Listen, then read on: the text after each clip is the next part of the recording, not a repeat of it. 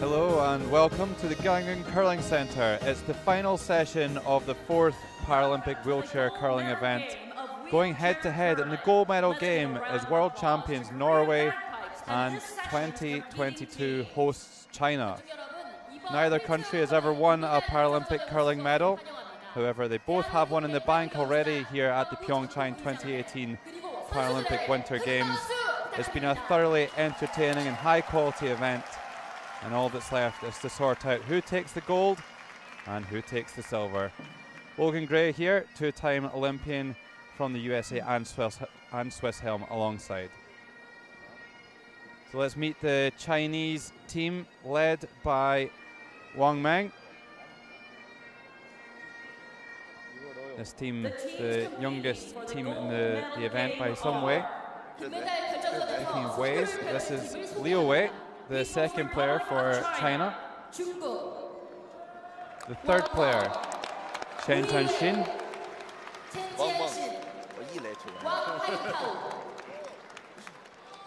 And then the skip and fourth player, Wang Haitao. Thrilled to get their first Paralympic medal here already, but wanting to go for gold.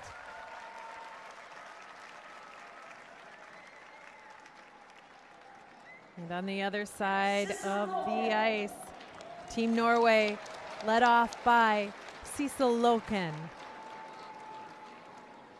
At second, Ole Fredrik Siversen.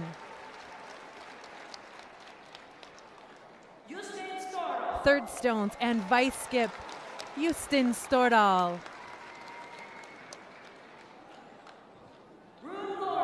And the skip, thrower of the last rock, Rune Lorentzen. Thumbs up. Games will begin shortly. 경기가 곧 시작됩니다. Plenty of support in for both nations. Norway, the reigning world champions who won the 2017 event here in Gangneung Curling Centre. That's how they got to the final. Norway defeating Republic of Korea in an extra end, and China beating Canada with an amazing final stone. Canada, they've got the bronze medal. They defeated the hosts, Korea. And this is their journey to getting here. China only dropping 2 games, one to Canada and one to Korea. They managed to get their own back on Canada in the semi-finals though. That's Bandaby, the mascot. And this is their tournament accuracies. The highest in the tournament for all of these players. They really have made a ridiculous amount of shots. And that's very much their strength. The Norwegians a bit more wily. They had a bit of a struggle of a start, as you can see, dropping their first 3 games and then coming on strong. The experience of Rune Lorentzen, their leader, showing his tactics, helping lead this team into the gold medal final. They might not have had the best statistics throughout the week, but they knew which shots to make and when to set themselves up for a climb to the top of the podium.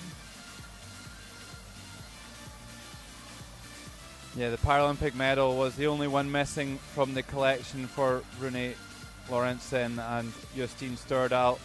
They've had fantastic careers, and they've already said they're over the moon to already have a Paralympic medal. Anything else would be a bonus. Silver already safe, but you know what? There's no point in just settling for that. You can lay it all out there for 2.5 hours and try and get that gold medal. Yeah, and the most unique delivery in the competition, Cecil Lochen. She lines up directly in front, the edge of the cue right on her chin, wraps her hand around, gets the rock going, and by virtue of their higher placing out of the round robin, China has the hammer in this final game. And the hammer we'll talk about a lot. It's the last rock of each end. It is a valuable stone, and so is that. What a start for Norway. Yeah, it's a good one to get under her belt. You kind of worry that you go out there and the nerves will be a little bit too much and you won't be able to find your draw weight as a lead, but Cecil Lawkins made the perfect start. This is Wang Meng. He throws the lead stones from China, and listen to them yelling the stone down the ice. They have such an energy, this team from the People's Republic of China. You will hear them the entire game. They take such a commanding presence out there on the ice. For being young, for having this be one of their first opportunities, and truly their first opportunity for a medal at the Paralympic Games. It's like they've been here many times.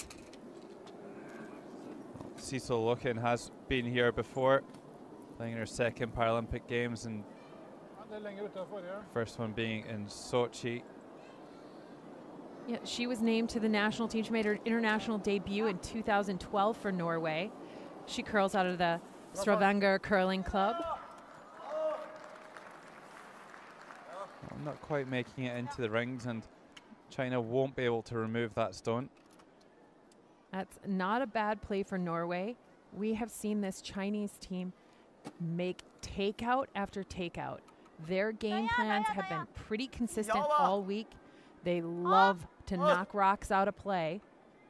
But based on the free guard zone rule, they have got to switch to the draw or the touch shot tactic. Going to try and hide this running stone behind the Norwegian stone in front of the rings.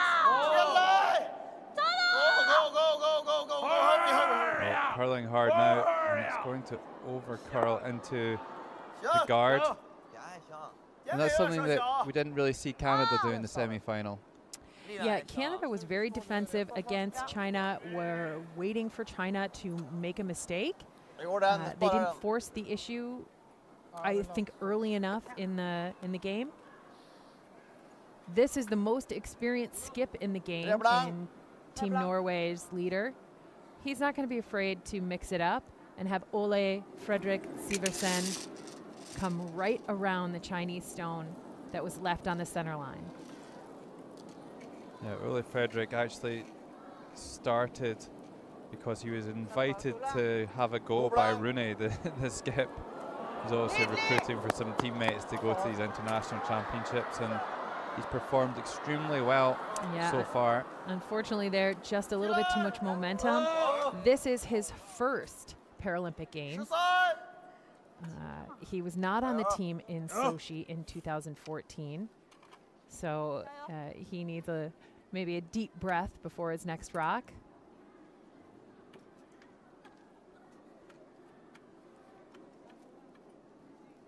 So this is Liu Wei who throws second stones for China. Jing Xuan Yue is his sporting hero, and is also the coach. Yue won the bronze medal at the 2010 Olympic Games and the World Championship here in Gangneung in 2009. And he has played a peach. What a start. A great first rock, absolutely perfectly placed into the forefoot. That tight measurement in the center of the rings, right behind a guard. So Siversen trying to chip the guard off here. Just pushes that red into the house, and that could be useful for China. A little kicker on the side there. Oh, that's their second point. Yeah, that might have been a pretty tragic mistake for Norway in this opening end. They do not have the last rock. Got caught between shots there a little bit, I think. Needed a little more weight for the peel. They might have played the other side if it was just the straight peel. And the shooter would punch their own rock in. Leo with the guards here. All these Chinese players coming from Harbin in the northeast of China. And he's played a freeze onto that stone at the top of the forefoot. Good shot. Yeah, now if Norway could, you know, they might go for the double and the roll, but getting right to the face of that top stone, sit there. They don't need to be shot right now. Might be able to force China into a tough situation. Houston Stordahl, he can throw the big weight necessary for double takeouts. Nearly makes that hit and stick on the nose, but just rolls far enough that China can remove that stone. And with a good hit and a roll, they could tuck this one underneath the yellow stone on the left.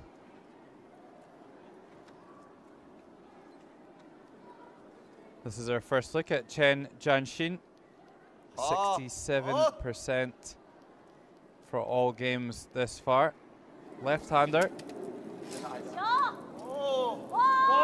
probably the weak link in the semi-finals, so he just needs to lift his game a little bit. And he just chips it out of there and preserves 2 red stones. Almost creates complete disaster on that one. Just catches his own stone on the top of the forefoot. Ricochets off, out of play. Well, Justin Stordahl, he's the most experienced player in the field. He's won more medals than anybody at the World Wheelchair Championships. 3 golds, 1 silver and 1 bronze. And he's competed in 8 Paralympic Games now, 3 winter and 5 summer, 4 sailing and 1 powerlifting for the Summer Games, but never medaled until now.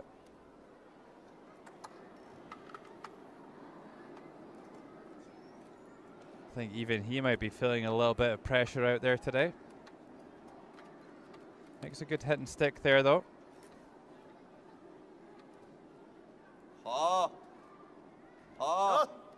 So these athletes set themselves. The idea is that their chair must be stationary. Their feet have to be off the ice. They want to be clearly lined up behind the rock. All of the motion comes from their upper body, out through the delivery stick, and into the rock in a steady manner. And just like that, you get a hit, you get a roll. Great shot for China.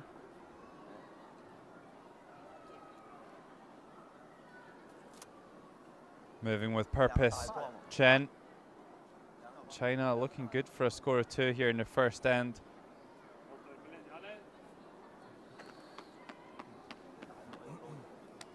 But here comes Rune Lorentzen, plays out of the Halden Curling Club, 3-time world champion. Also was part of the European champions for team para table tennis in 1999. Yeah, these are all around talented athletes that are out here. Rene also played in every single Paralympic Games. 2006 in Torino, Italy, 2010 in Vancouver, Canada, 2014 in Sochi. And here he is in PyeongChang, about to win his first medal. He'd love for it to be gold. He did say that he is thrilled to have secured the medal after so many years of work. He would have maybe scripted this opening end a little bit differently. A couple of nice shots from the Chinese skip to open. will set China up for a 2-point lead.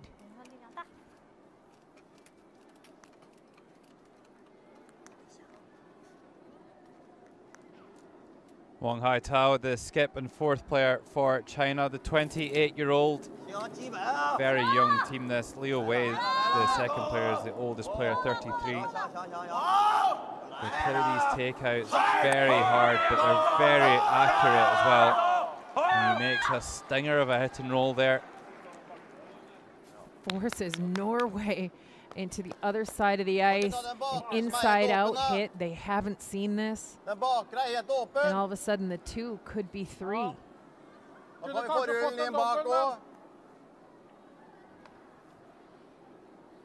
Oh, the wise skip from the other end. Let's play the open one where we know where to put the broom down on the edge of the ice, where we have confidence.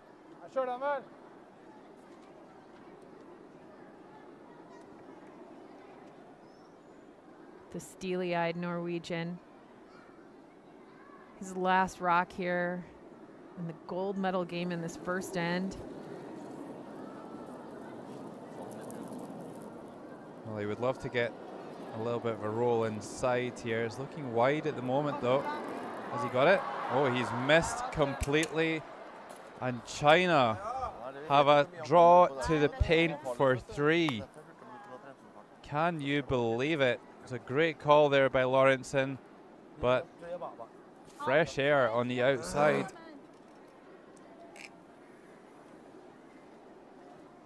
Yeah, complete disappointment in not being able to make any contact whatsoever. And this man has had several of these shots throughout the tournament, these open draws. He has very consistently made his opposition pay for giving him the opportunity.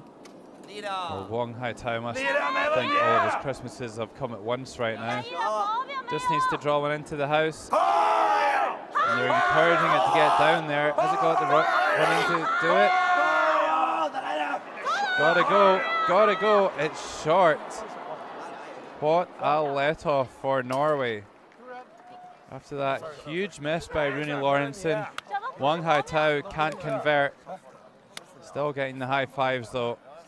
And still a strong start for China. Score of 2 in the first end.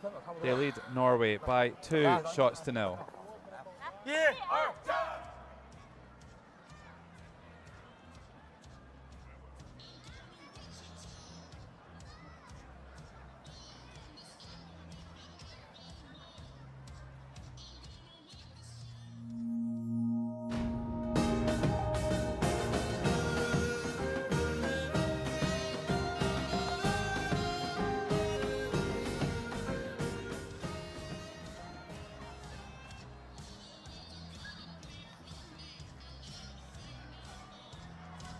A nice crowd building here in the Gangneung Curling Centre for the final game of the wheelchair curling event. China making a very positive start, leading Norway by 2 shots to 0.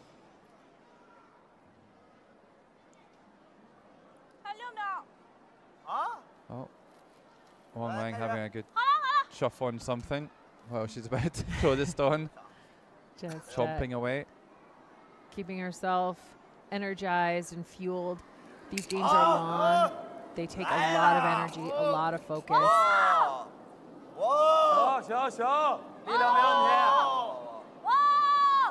Well, they wanted to stop.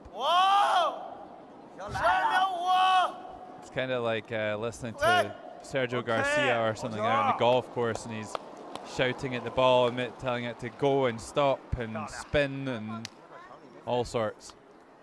You never know what's going to be the difference maker. And we have seen that tactic from Team China really does energize them and keep them together, pushing towards the goal together. Much quieter bunch, this Norwegian side. Just go about their business quietly, get the job done, get lots of stones in play. Yeah, the team from Norway has just had the most incredible kind of comeback performance throughout the week. They were up against it from the start of the championship. They made lineup changes. Rune Lorentzen benched himself essentially, knocked himself down a position, let himself settle in, find his rhythm. They've really responded well when under pressure and their backs were against the wall. And they're under a bit of pressure here. It's early in the game. And Wang Meng's going to do everything she can to keep that pressure right on them.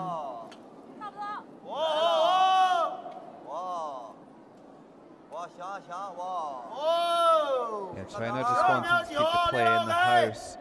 It's been their play throughout the event, and it certainly worked. China line 2 here. Now this will be interesting. Norway.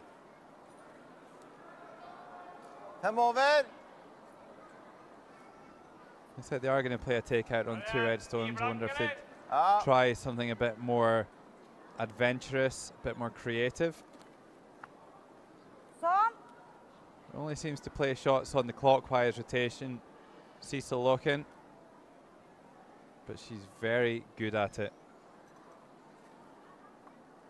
Most of the players using that side delivery or V delivery. No one else throws it like this. She gets her full body weight through it though.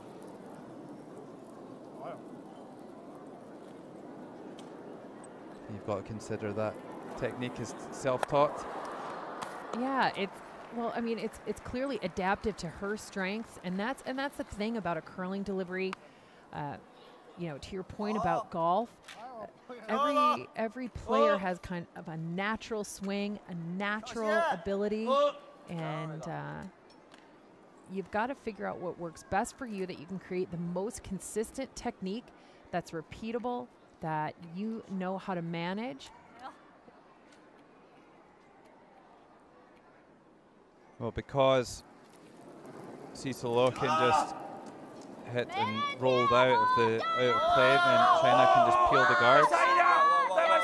They're definitely the most defensive team that we've seen this week. Takes the guard and rumbles the one in the house as well. Just clears everything out of there. And suddenly it is a desolate field of play. Absolutely nothing in play now. Destructive. I don't think you'll be too worried about losing the one in the house though. Not when you're up by 2 points.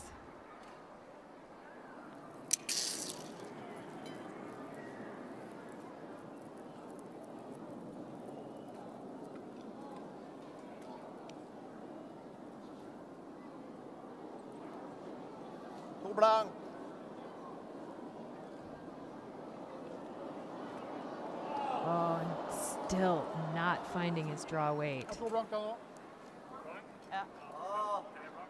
Yeah,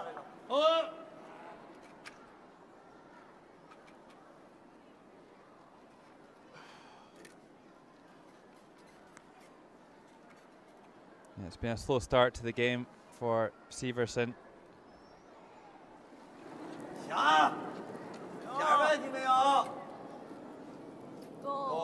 Wang Meng seems really happy in the background.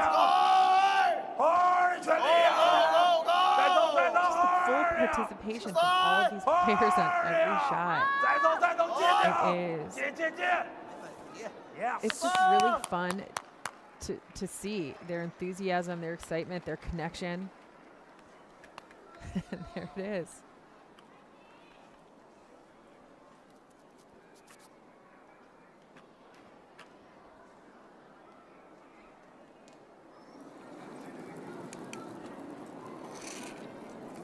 Take out this time for Severson. Time to get a little production, and he does. Nice wide open takeout. Hits square on the nose of that rock. Yeah, and that's his favorite game, so it's nice to get a couple of stones there you're comfortable with under your belt. He'll be back in the third end. This is Chen Jianxin. Just shuffling his way into position. And his teammate, Leo Wei, right behind him, stabilizing that chair.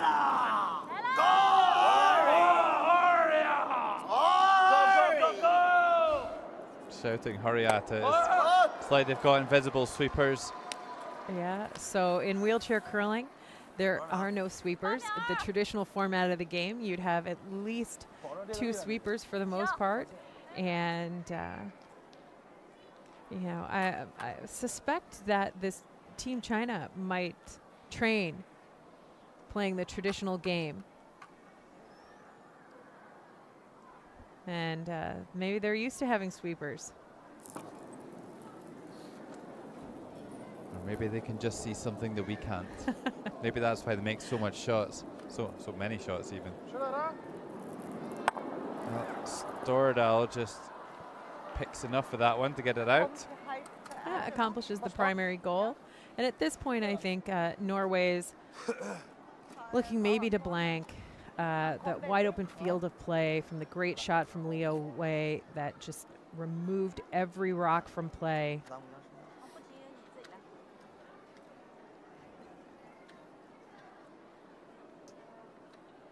China electing to put this rock to the side of the ice. Draw to the wing. Yeah,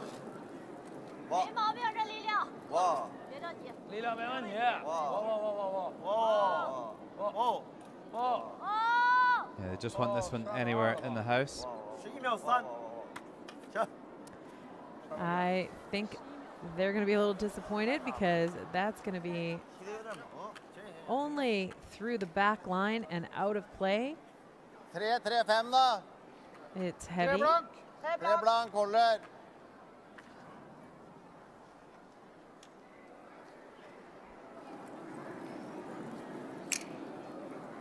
a nice one for Justine Stordal to get a feel for draw weight through a couple of takeouts in the first end. And the conditions do seem to be fast this afternoon. It's cold and dry outside and ice conditions very slick indeed. That one drifts through the house and leaves something for China to try and freeze on. Maybe they can still force Norway to score in this end yet.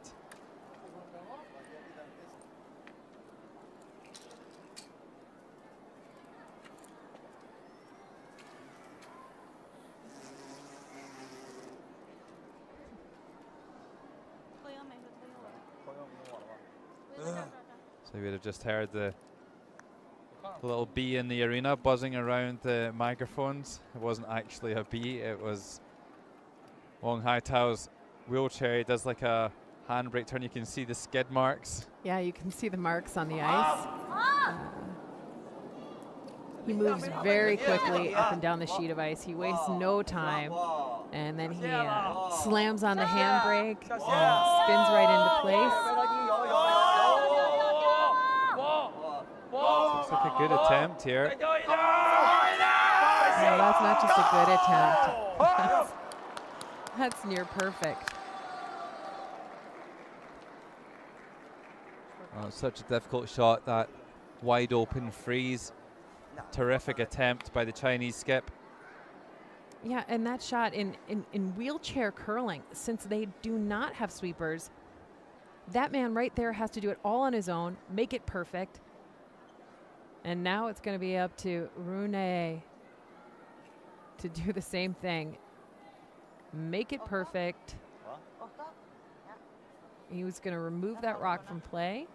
Det greit å nåse da tar vi bort den backinga der. Det greit å nåse også.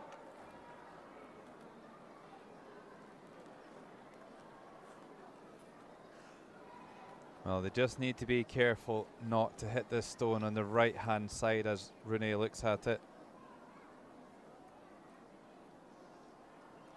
All of them have different ways of doing it. So the side delivery, body absolutely still.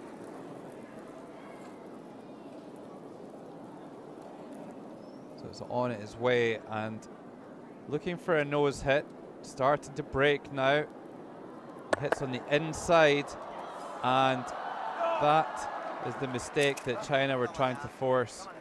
Another mistake from Rune Lorentzen. Follows up that one in the second end with this one here. Could have hit that anywhere on the left-hand side of that stone and it would have gone away.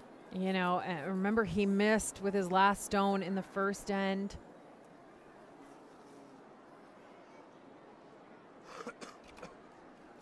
And may have made an overcorrection there.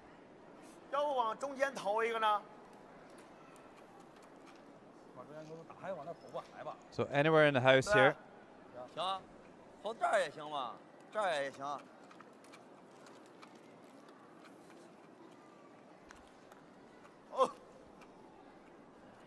Well, anywhere in the house here for Wang Haitao and start again. Norway will be forced to score one.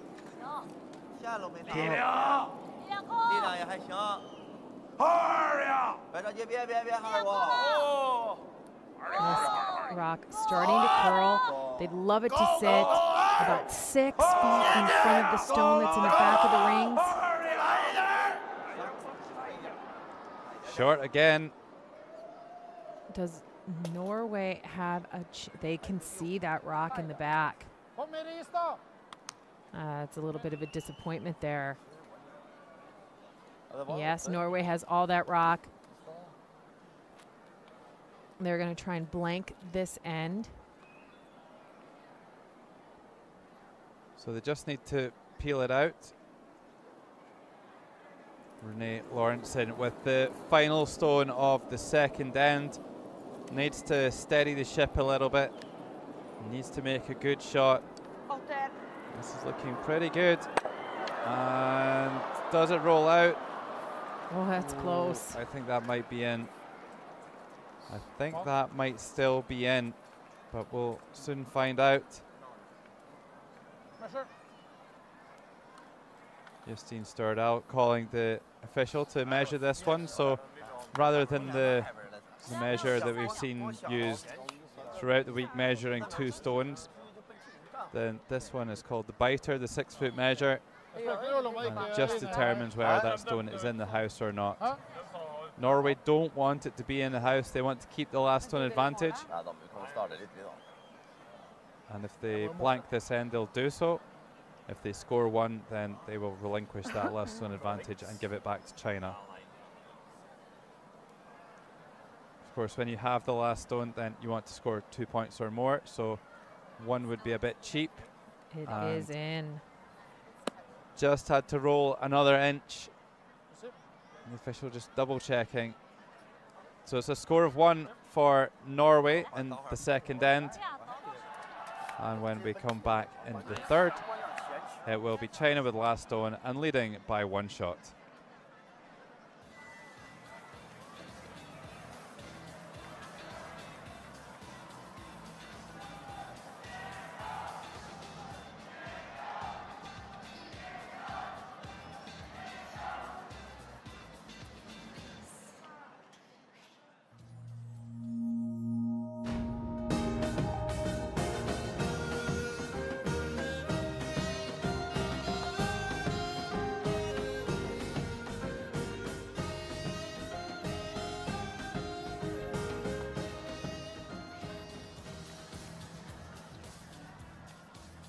Just the one sheet in action. The gold medal game on sheet B. Over there on sheet D, the podium where the medals will be presented later. We know China will get the bronze, but who's going to take the gold and the silver? Canada will get the bronze. Who did I say? China. No, they won't get the bronze. Yeah, they for sure will not get the bronze. And the interesting thing that's happening, we saw some statistics. They're early. The interesting statistic that came up was that China is throwing more draws than takeouts in this game. That is absolutely not to form for what has worked for China leading up till now. But it's working for them today as they're 1 up on the scoreboard. They have the last rock advantage. Yeah, they could be further ahead as well if they missed that open draw for 3 in the first. Yeah, and then the skip came up light again in the second. You wonder, is that rock maybe a little bit slower? It's unusual for Wang Haitao to miss those open shots, and he's missed 2 of them with the same rock. They'll have to keep an eye on that. Wang Meng, she wants to keep an eye on this draw coming around the wide side of the Norwegian guard.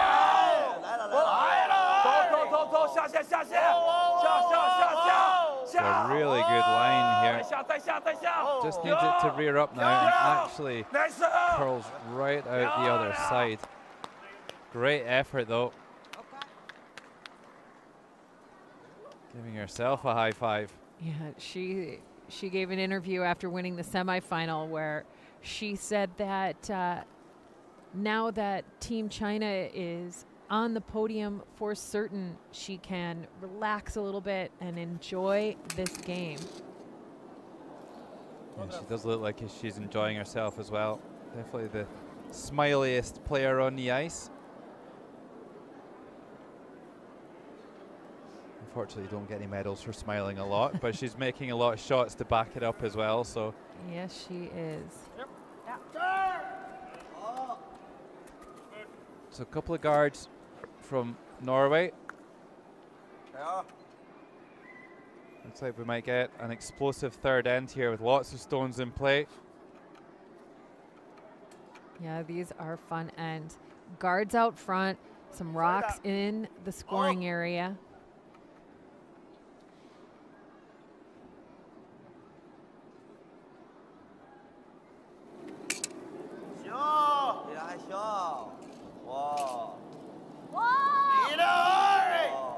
Well, they think it's a bit too much speed at the moment, and they're asking it to slow down, easily past the guard. Looks pretty good to me. That is right. What a stone there from Wang Meng. Couldn't have placed it in a better spot. So much curl on the ice. That passed that guard by at least a stone, maybe a stone and a half, and it banks right down in there. Oh, the playing conditions for these athletes have been excellent this week. Now this is a tough shot here for Severson. Probably not really what he wanted to see. It's some sort of a come around and tap back, and it's a difficult shot. And he's so tight on the guard and then opens it up. Well, hopefully they'll be able to see it next time. Severson with that big bit of blue tape, that blue bit of physio tape up the back of his neck. It was pink earlier in the week. They found some blue tape for him. Yeah, match the trousers.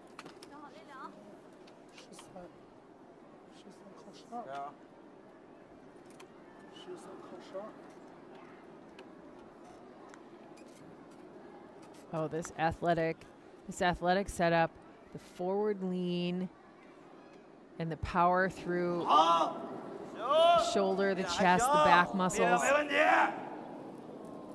You know, his technique, the way he sets up, he gets right over the keel. It's almost like snooker. Yeah, it's a billiard shot. Yeah.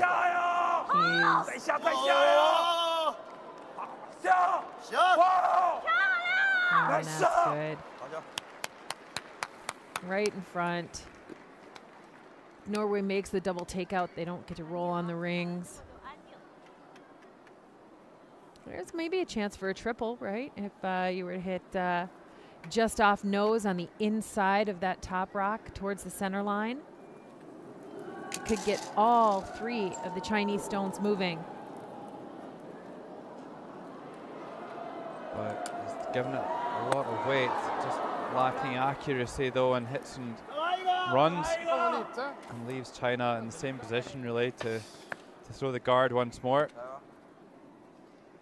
Norway seem very quiet out in the ice. It might just because of the amount of noise that China make, but yeah, it is a unique kind of team, China. That yelling, that that big, fast presence, how quickly they maneuver around the ice. It's unusual, I think, in wheelchair curling. It may be the new standard if, as China's here playing for the gold medal.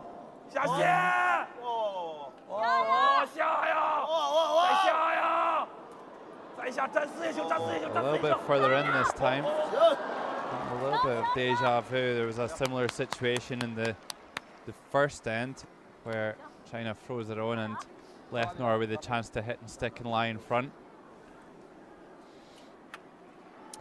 Yeah, the angles are a little bit better for China this time, though. Actually, Norway's going to have a tough time finding its way to shot. It's going to be a tough double takeout. They will sit in the open if they make it.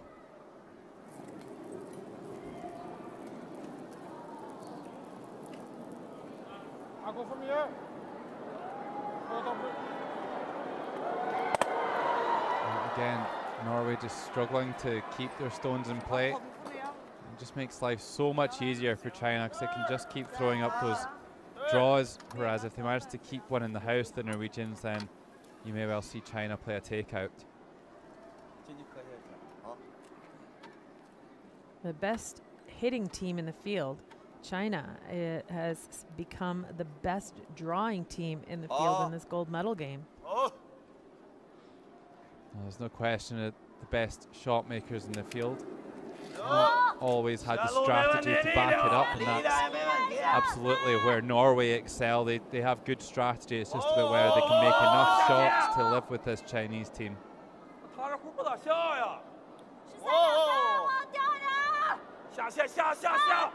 good here again, directly in front of that shot stone. The triple's back. Norway needs it. Yeah, you get the feeling like they need a big shot to kind of get them kick-started here in this game, because it's just been one-way traffic so far. China completely dominating the early exchanges.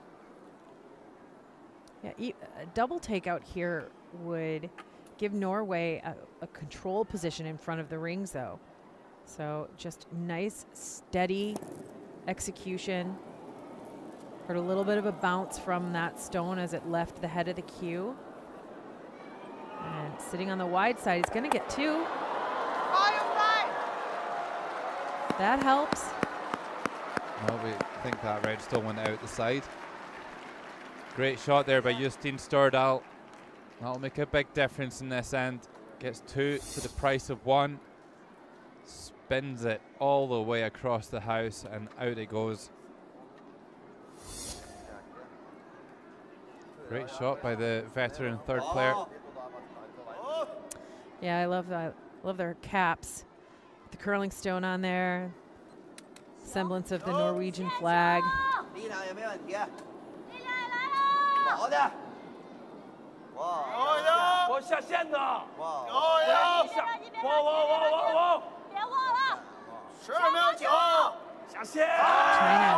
about to tuck another stone halfway underneath that guard, high in the rings.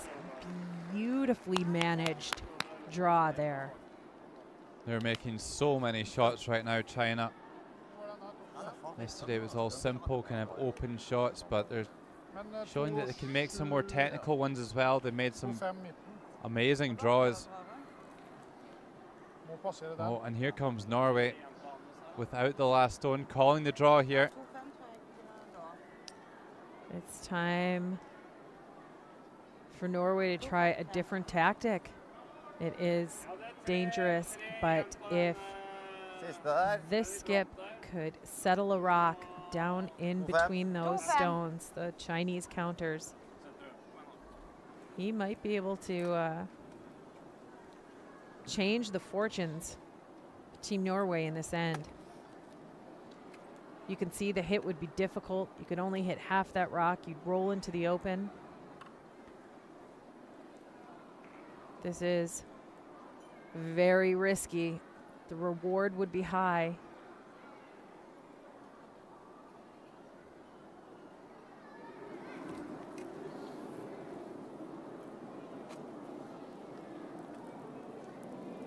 Well, a huge shot already in this gold medal game. Norwegian skip Rune Lorentzen trying to come around that stone. He's got a great line. He's got a great line. Oh, yes. What a shot from Rune Lorentzen. Pick that one out. Oh, do not count Norway out. Look at this. Oh, just diving past that stone in the top 8 foot. And this is what this Norwegian team does. They don't make the most shots in the field, not by any stretch, but they make the right ones at the key times. They get lots of stones in play, and then they just get one in there, and it's impossible to get it out. Great shot there by Rune.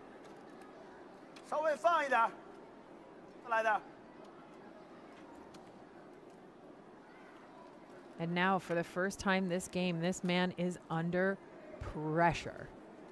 It's the gold medal final. He needs to answer the Norwegian skip's beautiful draw.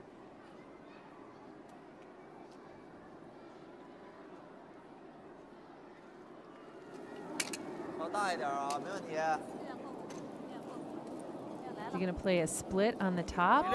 Just try and open it up. Keep a couple of rocks around in the rings. Not a lot of rotation on this one, and it over curls. Bit of a let off for Norway, who could potentially swing another one round everything here. They got to see if there's a hole there to go through.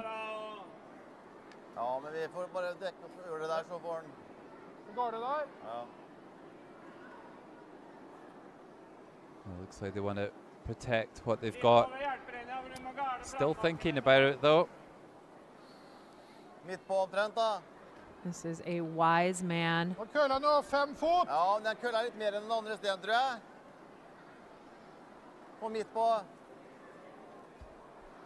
Looking for the guard. He knows that skip from China throws such accurate, big takeout weight.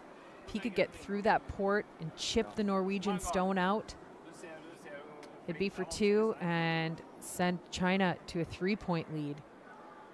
Way it stands now, if Norway could land a rock on that tram line, they could block all access. He doesn't look convinced. Yep, he's changing his own target. A little bit less ice.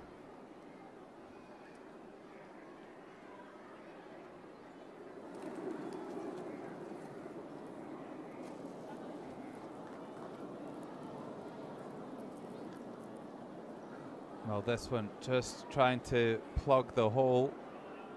It's got quite a lot of running on it at the moment. Don't want to rumble the guards too much. That's not really going to change the situation. China may well be able to still play down through that port and chip the yellow out. He knew it. He wanted less ice. I don't know if it was just the weight that beat that one, and came right down onto the nose of that guard and pushed it a foot. If he'd played a little bit less weight there, he might have got the curl that he needed. But we have seen that crossing that center line, it has been a little bit straighter than, say, coming right from the outside of the sheet into the middle. Yeah, and there's a couple of places down right along the center line that can run really straight with a bit of weight. So this is the only team out here who does both players holding their skip's chair. A little extra stability. They let him line up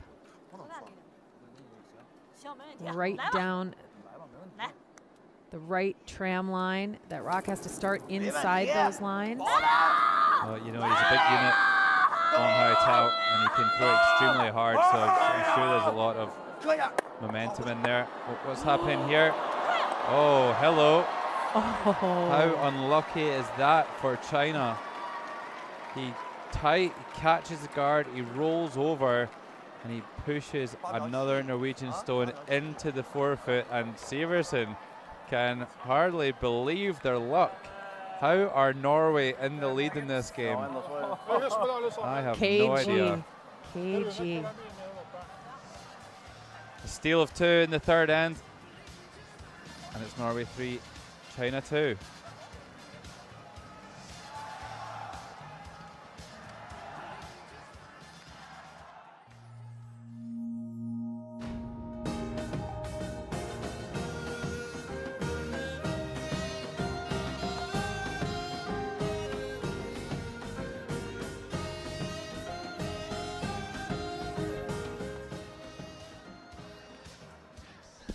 Look at this.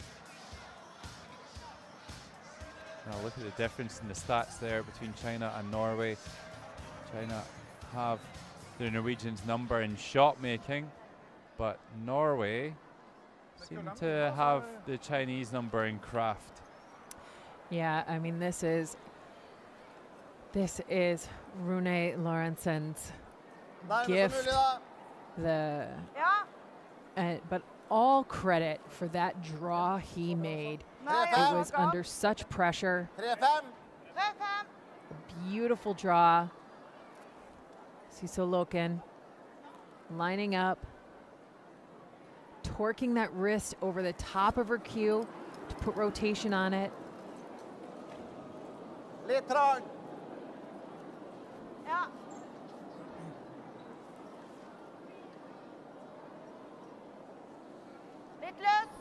We've seen her over curl a couple of times now on this clockwise rotation, just not really getting it spinning, and I think that's probably one of the difficulties she has with her technique, is just getting the stone rotating sufficiently. Right, that consistent rotation.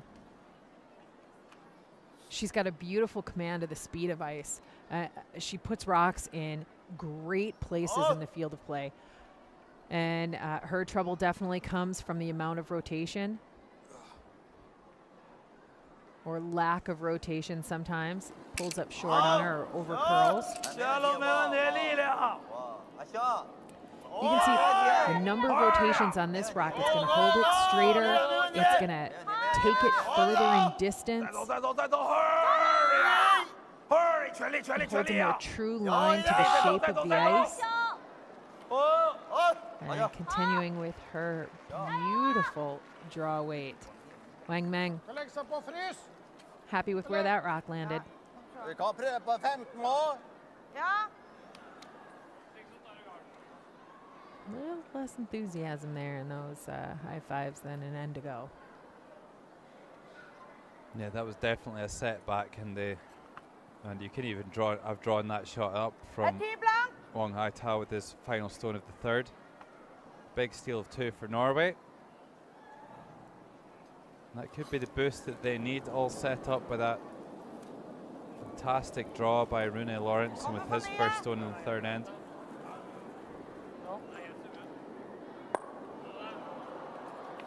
So Loken just peels off her own guard.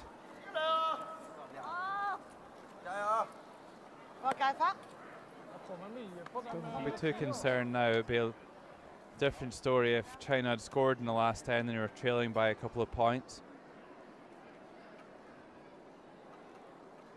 Yeah, the game management, the end management that Norway bring, they know the upside and the downside to where they are and how they call their shots. Hurry! Now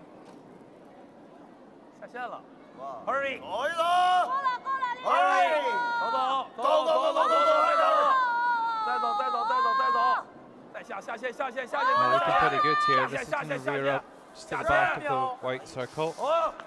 China line 2, no guards in play. And tons of separation between those two rocks. That's what they were looking for. She continues her great play.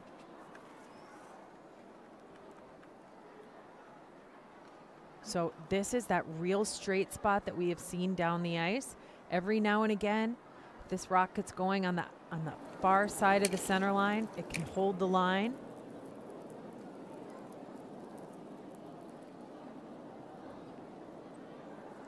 Does look it's hanging a bit here. Oh, just about gets both. Oh, it is out. The world's slowest double takeout.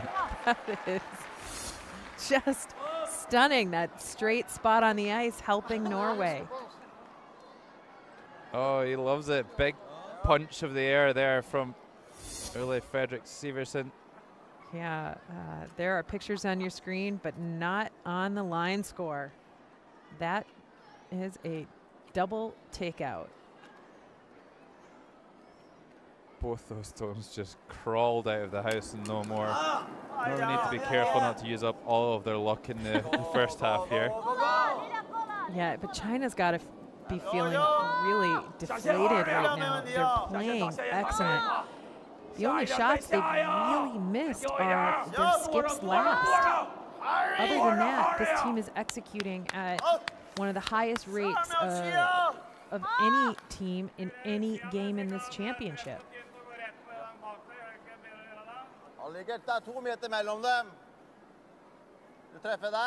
They need to get their skip on track.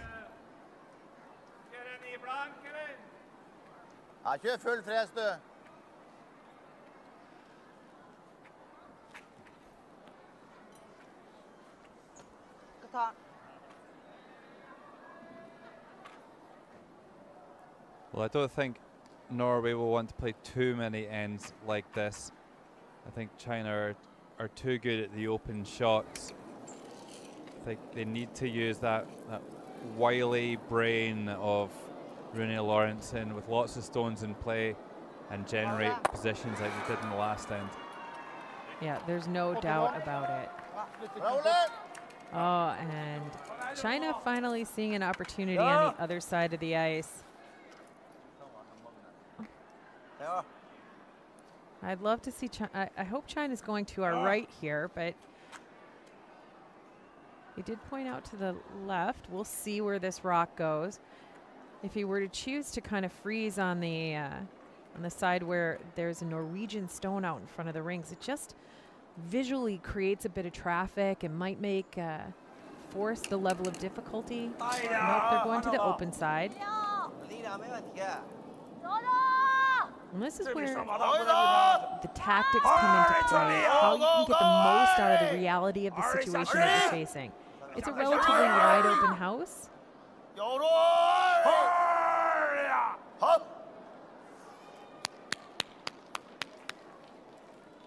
It does just squeak into the house and no more.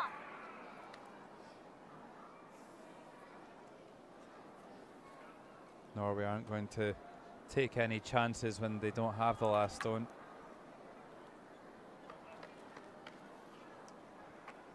Stordal to play.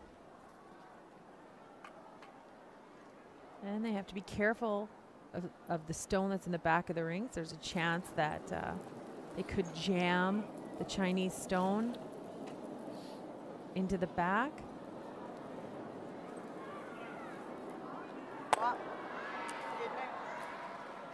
Well, just hits on the wrong side of the nose there.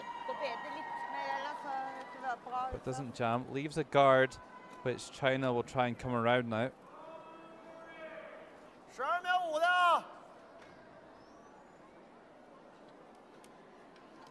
So where Wang Haitao has his broom, that is where the player is lining up right here. Chen Jianshin lining up directly at that brush on the far end of the ice. It's the target.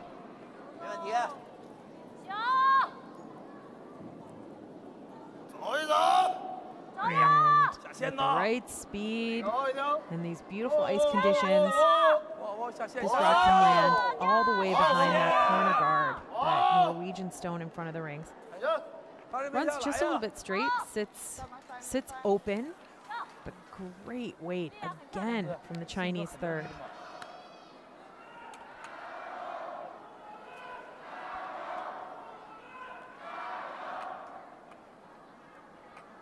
Hear the chanting for China coming from the stands.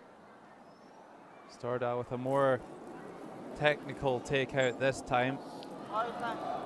Needs to make sure he gets past his own guard. Looking a little bit tight at the moment. Oh, just squeezed by it, but rolls out the side door. So China will try that draw once more. So the second time for Chen Jianxin. You've got just about the same target. Now remember, that rock sat fully open. And he had beautiful weight. This might just be one of those spots. If they leave the center line too early, it'll curl a ton. This one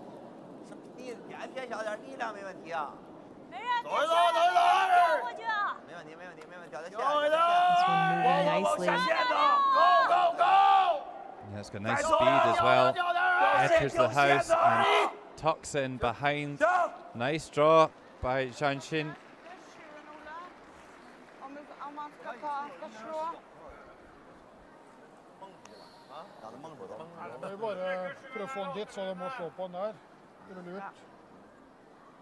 A tough shot here for Rune Lorentzen. You can only see a big half of that red stone and needs to be careful not to jam it on that red stone at the back just beside Justine Sturdal there.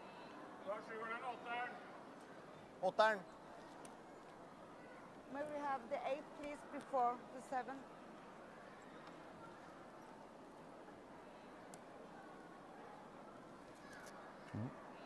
Big thread. Don't want that getting caught under your stone. That's a good catch. Any kind of debris on the ice can severely impact a stone's trajectory.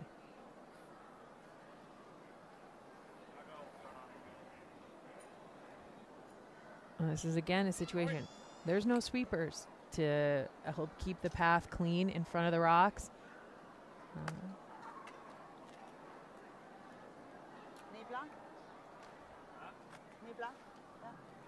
Yeah, actually, in the Olympic format with sweepers, then you may well consider raising the yellow guard up as a reasonable option or reasonable alternative. But Rune Lorentzen doesn't have that privilege.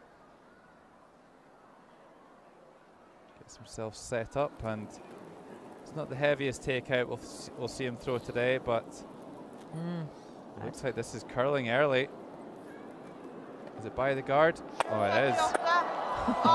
He's come to play, Rune Lorentzen now. Took a couple of ends just to bed in. But, wow, what a shot. What a shot. Rolls to the center as well, so it's very difficult for China to get their stone behind the guard now. And do you have any clothing with a curling stone on it like that? I do. An embroidered logo, curling stone. Yeah, I believe my first one was probably about 1994.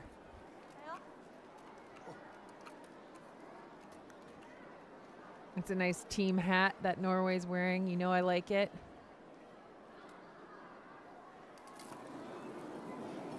The Wang Haitao going for this hit and roll over. And he's just going to hit this one in the nose and roll away from the guard actually, so. He just throws so much power. So much strength, power.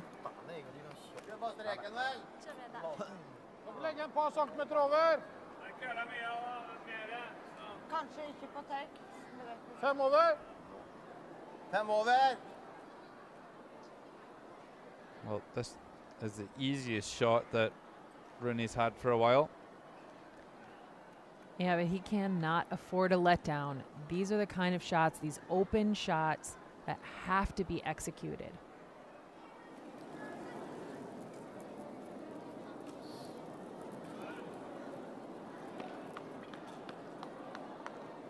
Well, this one curling it across now and makes the hit and stick. Can't do too much more than that. China will be left with a shot to blank. And then the players will get a well-deserved 5-minute rest, maybe a drink, some snacks, maybe a cup of tea, whatever your fancy is.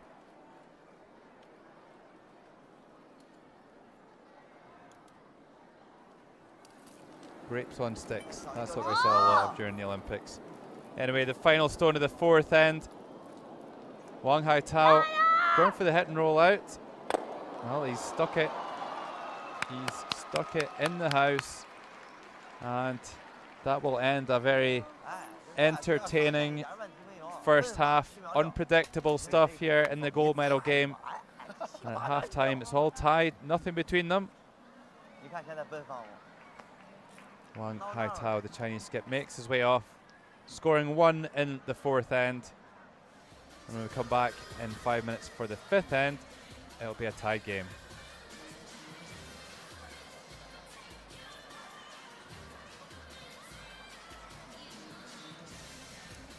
And we congratulate our rock radio winners. Way to go. Thank you for texting in your questions. There's English and there's Korean rock radio. 관중 여러분, 라디오에 관심을 가져주셔서 감사합니다. 메시지를 보내보신 중 몇 분을 선정해 특별한 선물 드립니다. 지금 전광판에 당첨된 분이 나오고 있는데요. 큰 박수로 축하해주세요.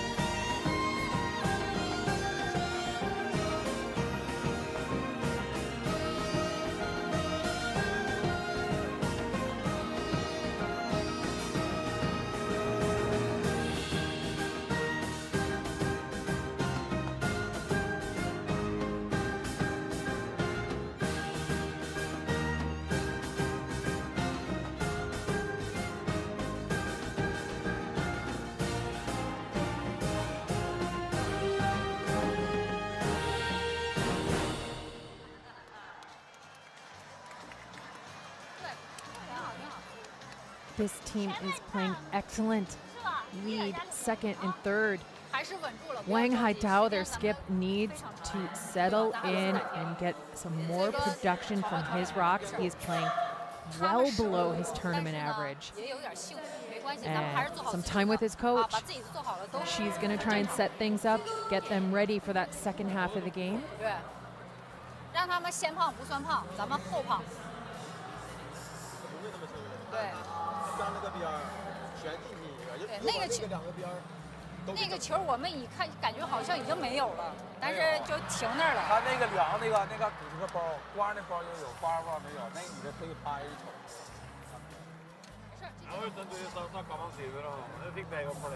So Norway started out a little shaky. Their skip made some extraordinary shots. Really, the only player that needs to get it going is their second, but he made a couple of big ones when they needed to. And the Norwegians are taking every advantage of this chance at a gold medal.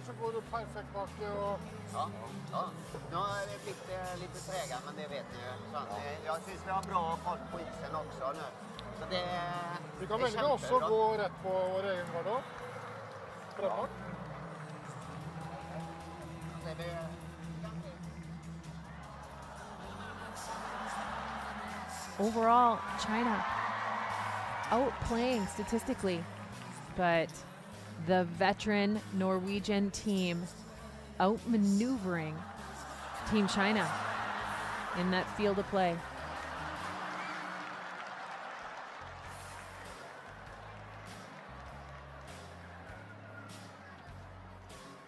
Thank you so very much for playing along. That was awesome. 여러분의 적극적인 참여와 관심 감사합니다.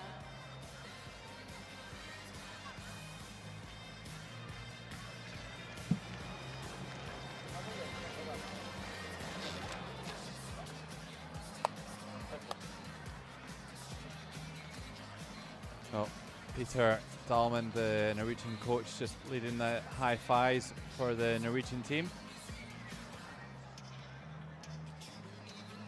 And with just 30 seconds left in the break before fifth end gets underway and the clock starts for China. Everybody making their way out. It's half time and we're still no further forward as to who is going to take the gold and who is going to take the silver. This has been an outstanding game. You would expect nothing less from the gold medal final. Team China really on fire at lead, second and third, just suffering a little bit with production on the skips rocks. You can see Wang Meng, she's upping her percentages from her tournament average.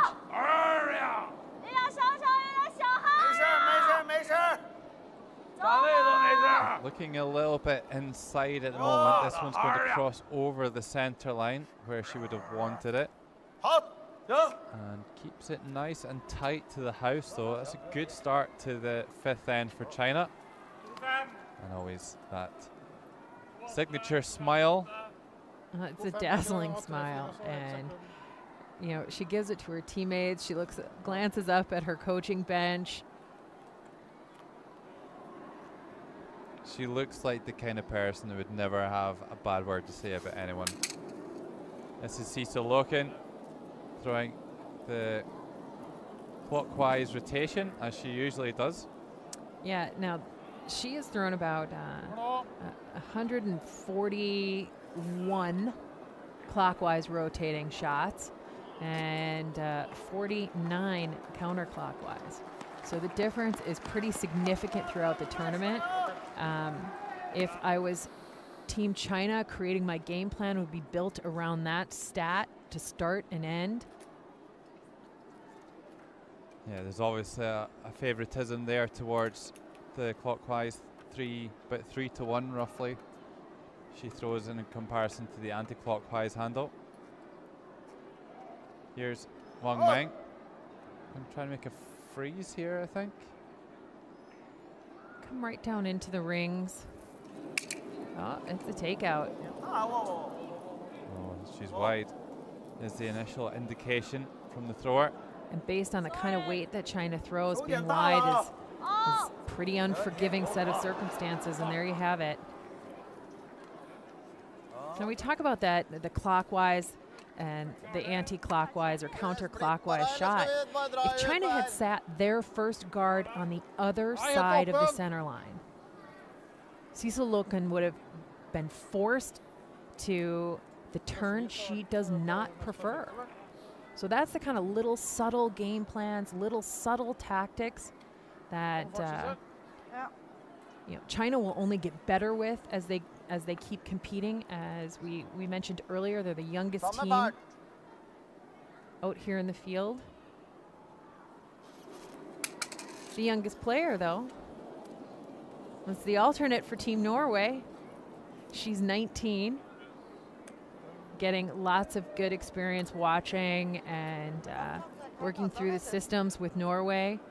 Super to get that young an athlete this kind of experience. Yeah, and learning from the great master as well, Rune Lawrenson. It's a perfect apprenticeship. Cecil Loken just drifting to the back of the house here, and China will have another chance to make this takeout at the top of the red circle. And Leo Wei, he's being asked to kind of pick up the pieces from the missed shot. He's having a great game. A little bit of a bounce there off the end of his cue. That really makes a huge difference. And that's what you get. You end up peeling your own center guard. Things are wide open now. Well, it looks like an obvious decision here to throw a guard, but actually it's not really what you want to do when you've got the last stone, and Rooney knows that. Nå kom det jo. He could throw another one into the house. Calling on his old buddy, Justin Stordal, to help him out.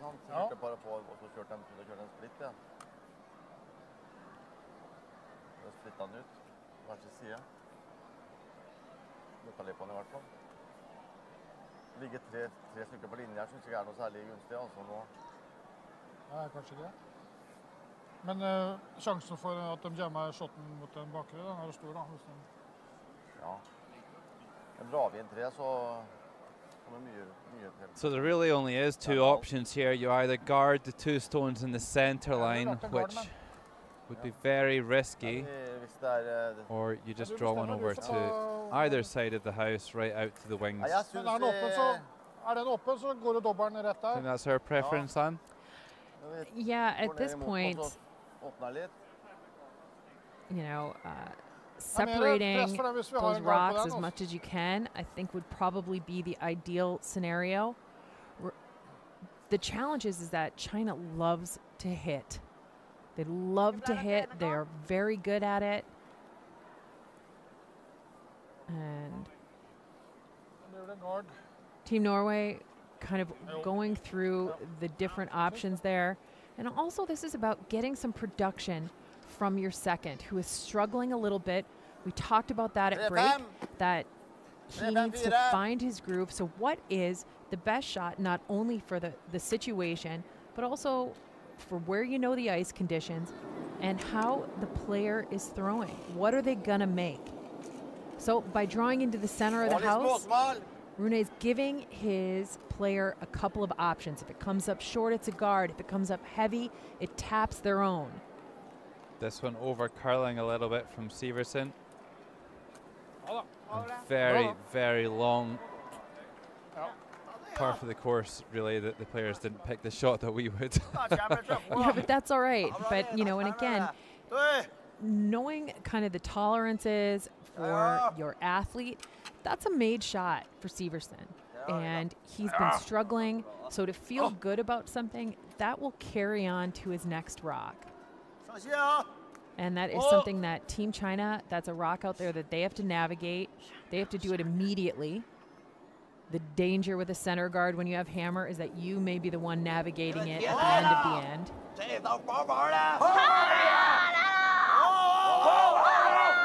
Well, by the guard, and it's going to make the takeout as well.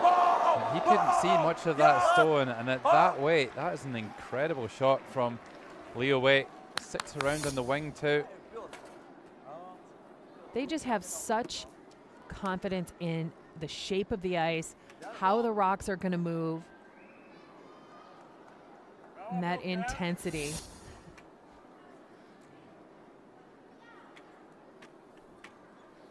Yeah, he wants back on the ice as soon as possible. He's away to the little boys' room for a couple of minutes. Anyway, this is Ole Fredrik Severson, only 42% in this game. Do with him just making a few more shots, playing the takeout on the wing here. Hit some runs. That was second shot position. I thought they might have just played a draw over there somewhere. Yeah, and again, that might be that factor that he's not playing so well. So to give him what he's most comfortable with, seconds quite often are throwing takeouts. That can quite often be the strength of their game. Chen Jianshin having a terrific game, 81%. I think he loved that throw. Looking wide at the moment. There's a lot of space yet. A lot of space in this sheet yet to travel. Oh, and doesn't get it. Well, now Norway can draw around that guard that they played. Missed by quite a way. Just about smashed the foot plates off at the back. Yeah, they throw with a lot of power. Justin Stordal playing very steady. Den går veldig fort, This da. is looking very light.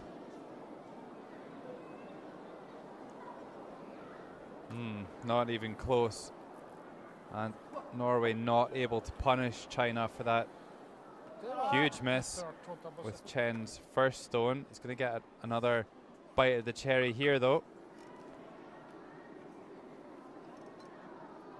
Now you just wonder, where's the correction? Is it in how they set the target, the weight they throw, the line he throws? You never want a double correction. Less ice and less weight, less ice and being tighter to the broom. Well, certainly tighter. And that's exactly what you're talking about, and it's so easy to do. It is so easy to do. Your skip tightens up the ice. You missed on the wide side. You tighten up your line or you take some weight off and you get that double correction, and you end up with the second miss of the end in the same spot. Norway with another chance to hook one around the centre guard. Great chance for multiple score here for the Norwegians. Justine Stordal with that more upright position than a lot of the other players. Very strong guy, competed in the 1988 Paralympic Games in Seoul in powerlifting, so strong upper body. Maybe a bit too strong with this one, though. Oh dear. Oh, now that's another overcorrection. It's just, remember he came up short on the first one, was going to make sure he was there on the next, and just a little bit extra weight.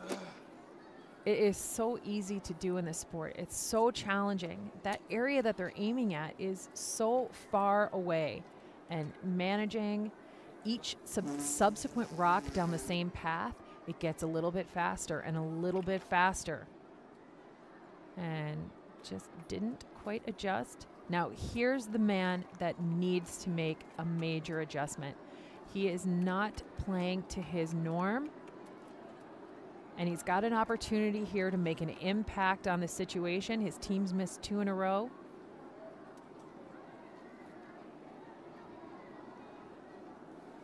Very long cue. Yeah. Probably over 2 meters long, that cue. He's done a good job here. Makes the hit and stick. Lovely shot there by Wong Hai-Tao.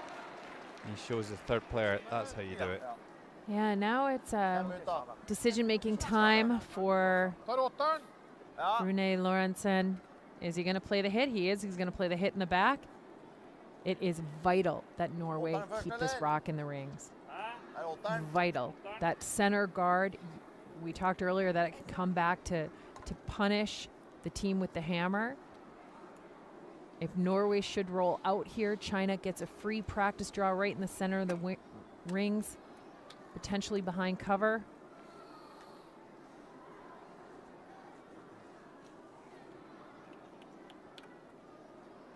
Rune Lorentzen outplaying his opposite number, 69%, way above his tournament accuracy, rising to the occasion.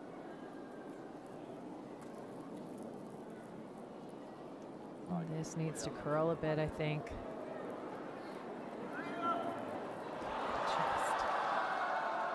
Oh, the game of attrition here. You take it. No, you take it. He's going to be facing a tough situation with his next. I think both teams, both skips especially, just want it a little bit too much, and they're struggling to deal with the pressure.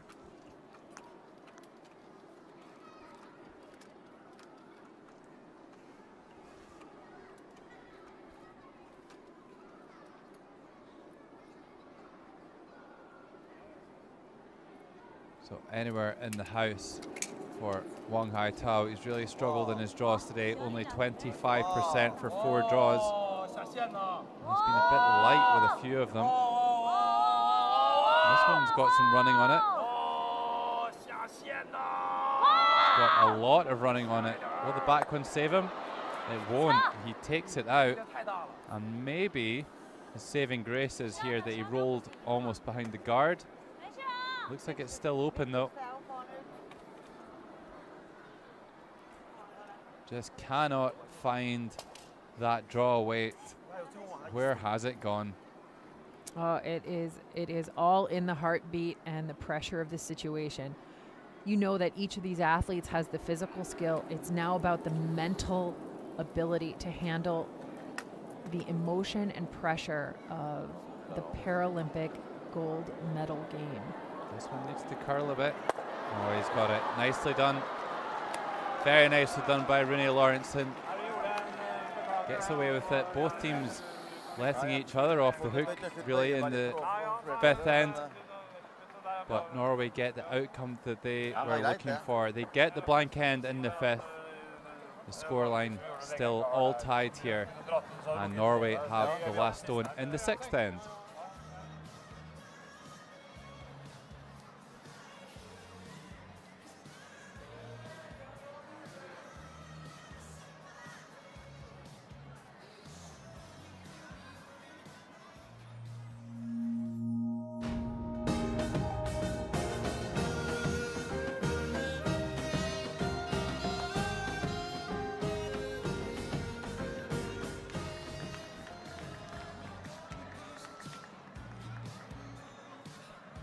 China's stats just starting to fall a little.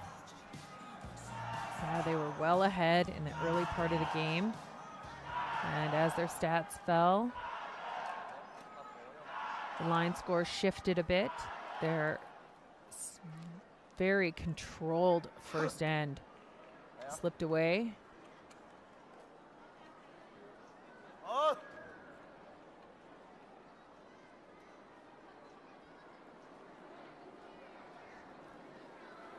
Wong Mang gets the sixth end started. Sends this red Chinese stone on its way.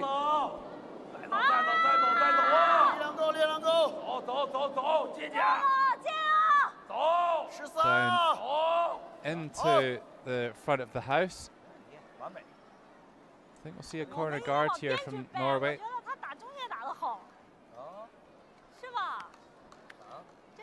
No, takeout called. Just going to stop predicting what's going to happen next.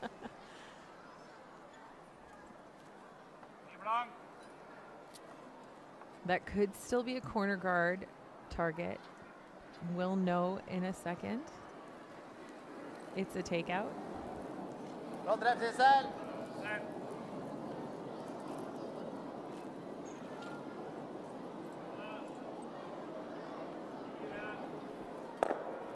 Perfectly done.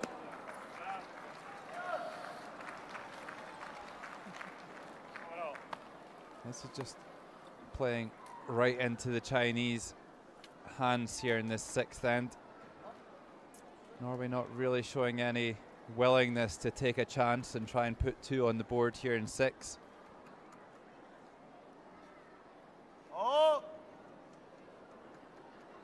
And normally you would be a little bit more adventurous in the sixth end when you've got the last stone in the tied game, Han? Yeah, I think so. And you know, this might be the experience of Team Norway, just knowing that it's about managing the pressure and the setups from here on out. They're willing to be a little bit conservative. They were very busy while Canada made this choice against China yesterday, and China made Canada pay. Norway were in their own semi-final battle against the host nation, Republic of Korea. So they might not have been watching that game. We know with China, you need to put some pressure on them. You need to force them into very difficult situations. Two good takeouts here from the Norwegian lead. And that's a really good takeout, moving to the side, moving away from the center of the ice, changing up the angle for China.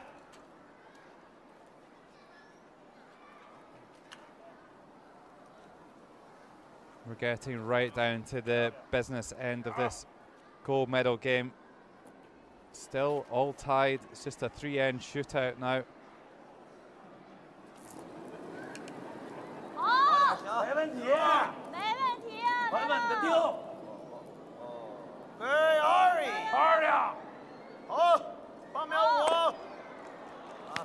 Both teams not having any problems with accuracy in this end on the takeouts.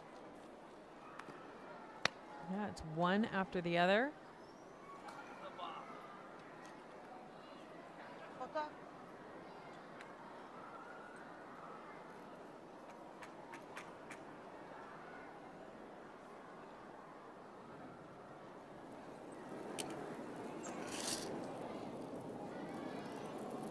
Norway would love to just sit right on the nose, hit square.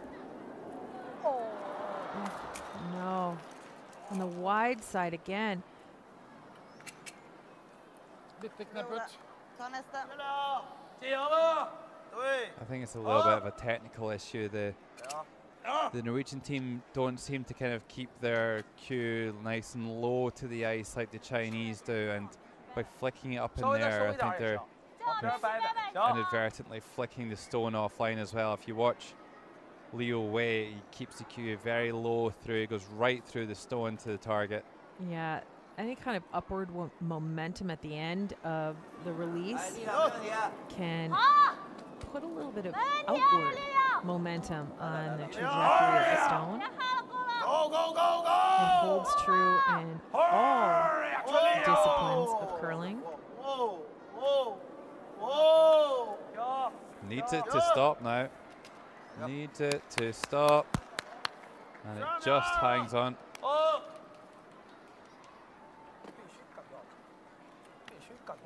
Well, China are looking good for making Norway pay for that miss. Yeah, and the lack of aggressive tactics employed on those Leeds rocks, is that going to punish Norway?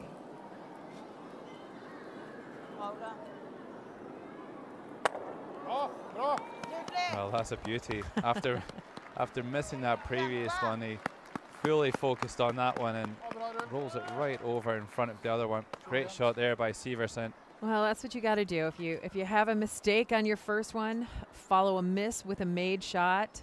Your team will forgive you. I had a coach somewhere along the line that said, well, if you do anything, make all your second ones.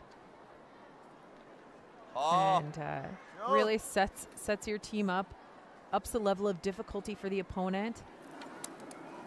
The perfect person to face that tonight is Chen Jianshin.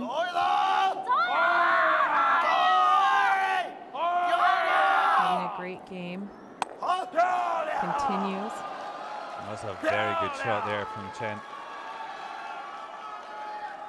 Don't have too much room to work with there.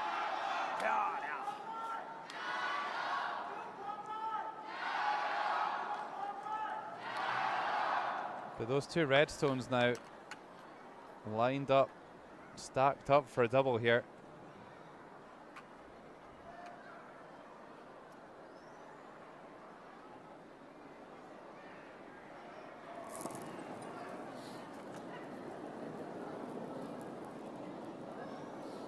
Justine Stordal going for the big takeout here. It's close. Oh, has he just rolled out too far? He has, no longer in shot position. I think you still see China hit that stone.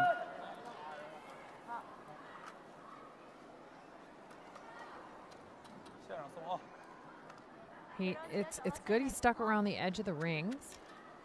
It still forces China to make a choice whether or not to go for it, hit it. They could choose to draw to the open side.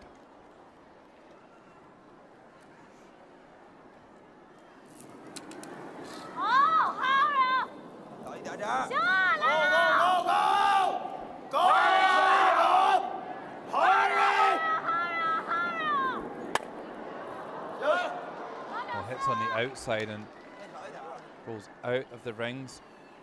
And now will we see Norway try some offense with that stone in the back of the rings? They could draw down. We saw that play out to a positive for China, but Norway going to stick with the more defensive approach of taking the stone out of play. You know, and this might be a solid tactic.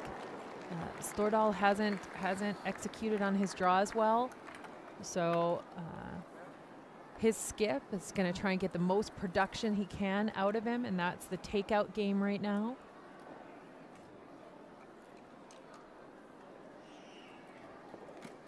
Well, nothing really in play. There's that red stone right over there by the boards, but it's not really in any sort of a useful position for anybody. China could try and draw one alongside it. That would probably be their best option.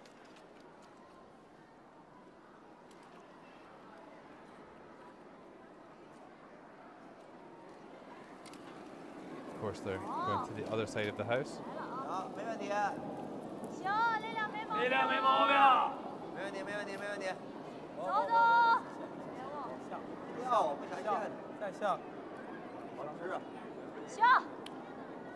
So just choosing to go open.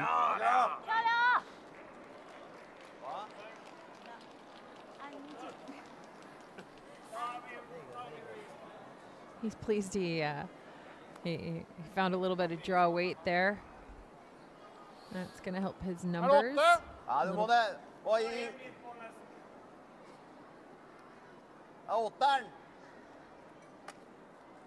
Bensiden.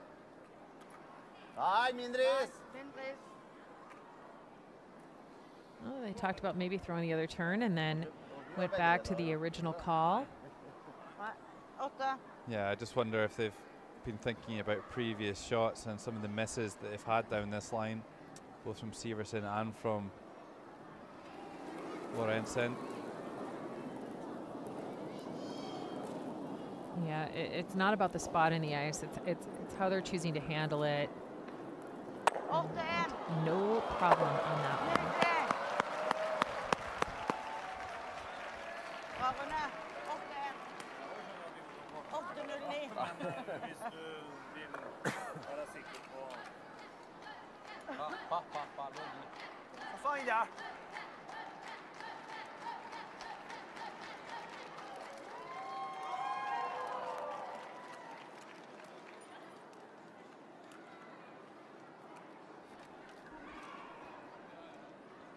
Well, just another open takeout required here for Wang Haitao.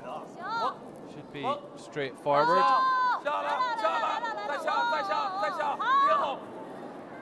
And of course it is. Off it goes, and Norway with a last stone just to blank here. They blank the fifth end as well. It looks like they're just trying to blank their way through to the eighth end to score one, potentially. Such a close game. Every time you think one team's going to take the lead and move away from the other or take advantage of a situation, then we have a miss or a great shot. This is the final stone of the sixth end. Rune Lorentzen tried to hit and run, and he hits it on the nose. Score of one. And Norway have a one-shot lead. Happy with that. Just 2 ends to come, and Norway in pole position after that last stone.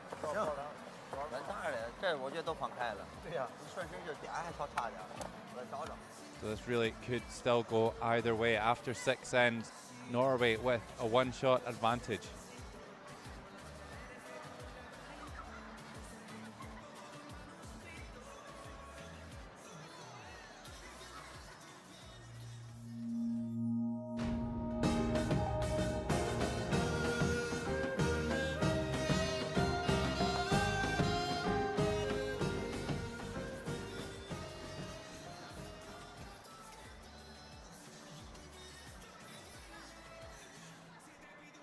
Just the one last game to sort out in this wheelchair curling event.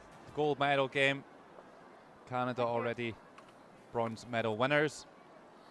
China and Norway fighting it out here for the gold.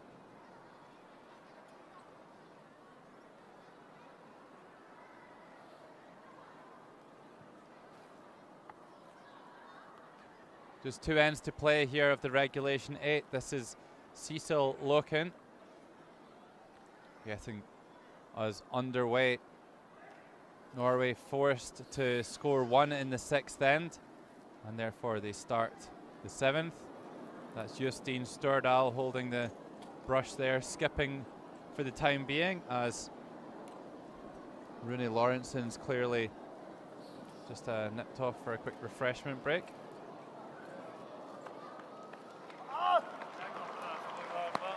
And Cecil Loken drops one right on the button. Great shot there by the Norwegian lead.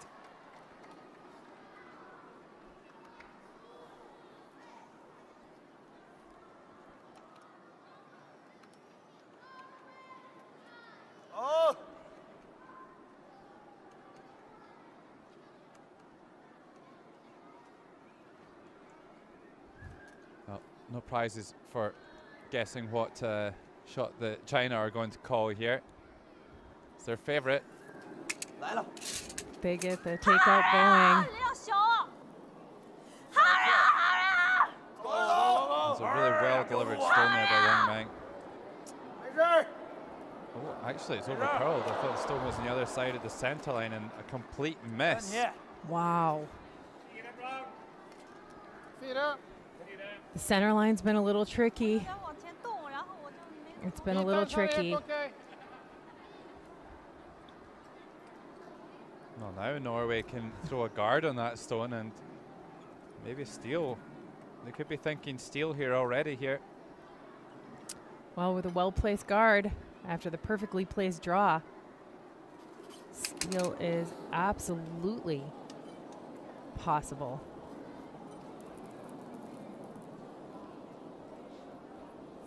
It's got plenty of pace. It's not going to be a long guard. Looks like it's going to go right down onto that stone on the button. Maybe even past it, actually. That's that quick spot on the ice. We've seen that a couple of times this game. Still, Norway quite happy to play with the stones in the house. They've got the lead. They're okay with that. They would love to force China just to score 1 though here in 7. Take that last stone down the 8th end. Wang Wang needing to make some corrections after that previous miss. She's got the other turn going this time. Oh, and she bounces that stone. It's got a bit of a better line though. Do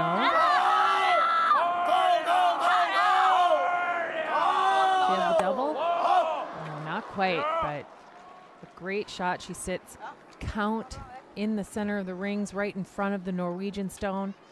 Norway's going to have to navigate their own stone in the back of the forefoot to get rid of that Chinese counter. Ryker altså for hele øret. Treffer der. Holder måte på linja, tror du?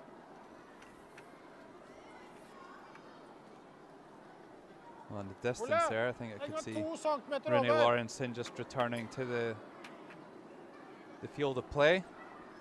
Making his way back.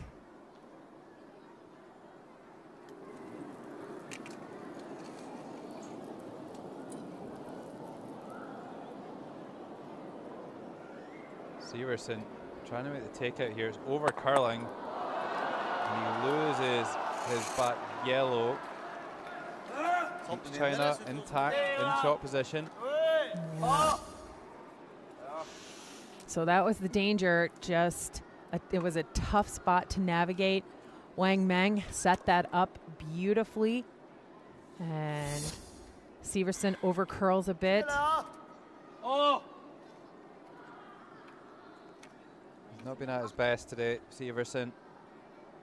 Luckily, his skip was playing very well. Leo Wei trying to split the rings here, drawing out to the right-hand side of the house. Looking pretty good. And it starts to move a ton over to the edge and just hangs around back there. Great weight management. Fantastic shot.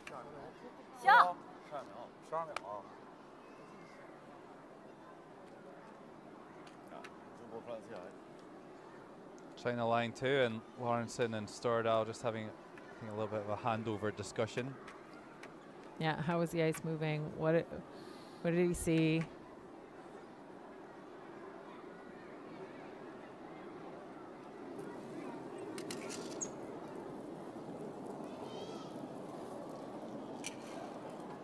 So looking for a hit and roll towards the other one.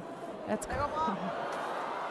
oh boy, right through the wickets. Yeah, I'll be disappointed with that 7th round that he's played. I think the pressure just getting to Severson a little bit. Yeah, this is his first Paralympics, and then to be in the gold medal final, it's an incredible accomplishment, but it's an incredible amount of pressure as well. I mean, it could be something else entirely. We're taking a bit of a guess there. Remember, Norway did win the gold medal at the World Championship here in Gangneung last year. And they did it in a somewhat similar fashion, coming through a tiebreaker. Very tough set of circumstances. Well, China with a miss of their own comes up short. Would have liked to get that one in the house till I3, and anyway, disappointed with that one.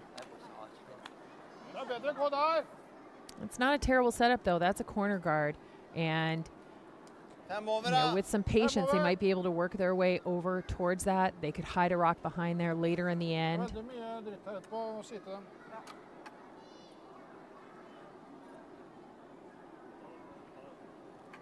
It's time for Houston Stordahl to make some impact for Norway.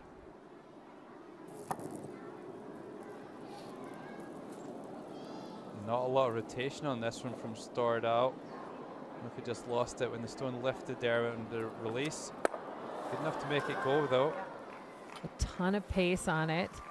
Kind of held the line. Now, China with a great chance to come around this corner guard. Maybe they can even score 3 here in the 7th end if they string a few good shots together.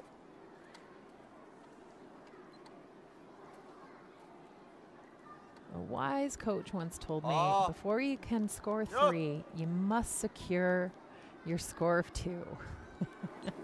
And leading towards the corner guard might also give Norway a way out of this. So this is a bit of a risky play. And this certainly not short at the moment. Yeah, this looks pretty spicy. Right through the house, and now Norway can try and make a freeze.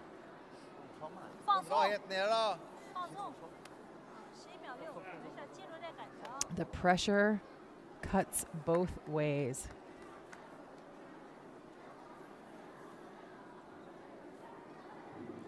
I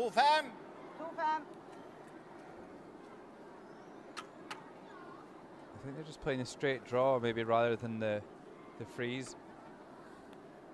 Yeah, straight draw to above the tee line, tucked underneath that corner guard. Oh, that would put so much pressure on the opposition. A better rotation on this one from Stordahl. Has it got the running to get past that guard? Just coming into picture now. It's a good line. Has it got the weight? It just touches the top one. I'm not sure it would have made it anyway. And China will have another chance. Hadde jo gjemt seg fullstendig. Den, I wonder if they might choose to split the rings this time with that yellow guard being so tight to the house. Den suger mer og mer isen, antagelig. Nope. Choosing to come around again.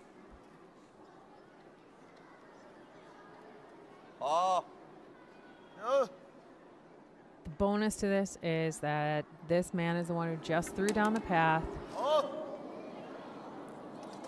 He's playing very well despite that last rock going through the house.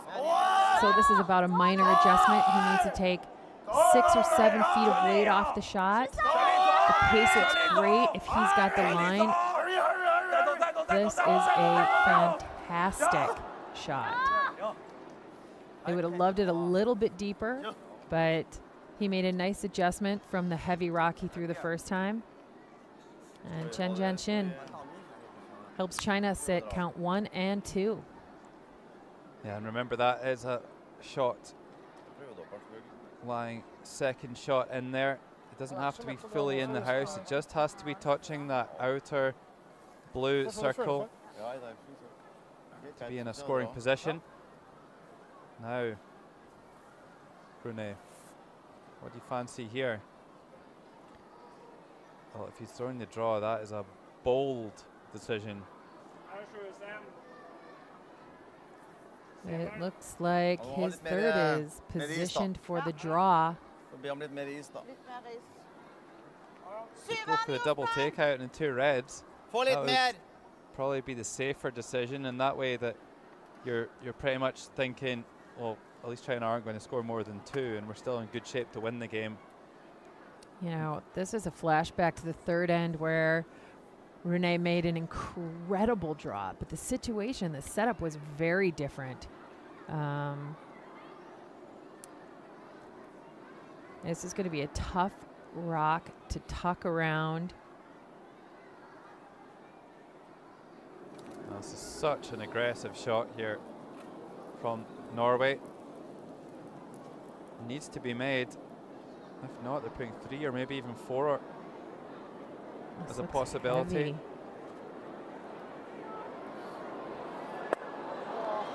Just pushes it up. And that's what I was worried about. He's left the guard as well, and China can hide a third one now.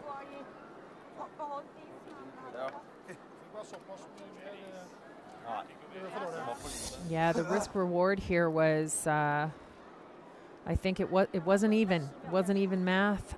It was way more risk than potential reward.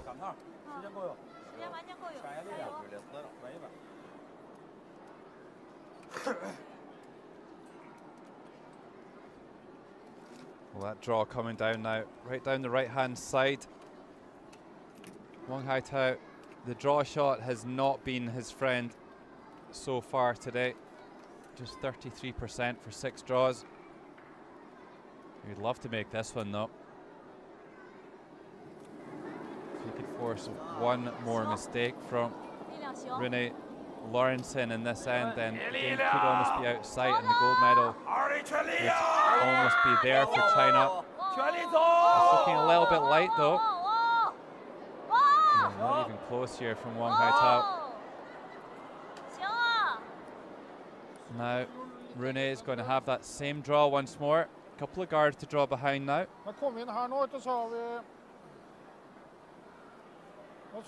They're forced to play it this time. They don't have the option to play that takeout.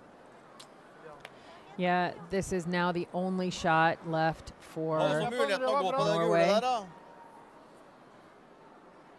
Har du dratt hit? Ja, men den gule der.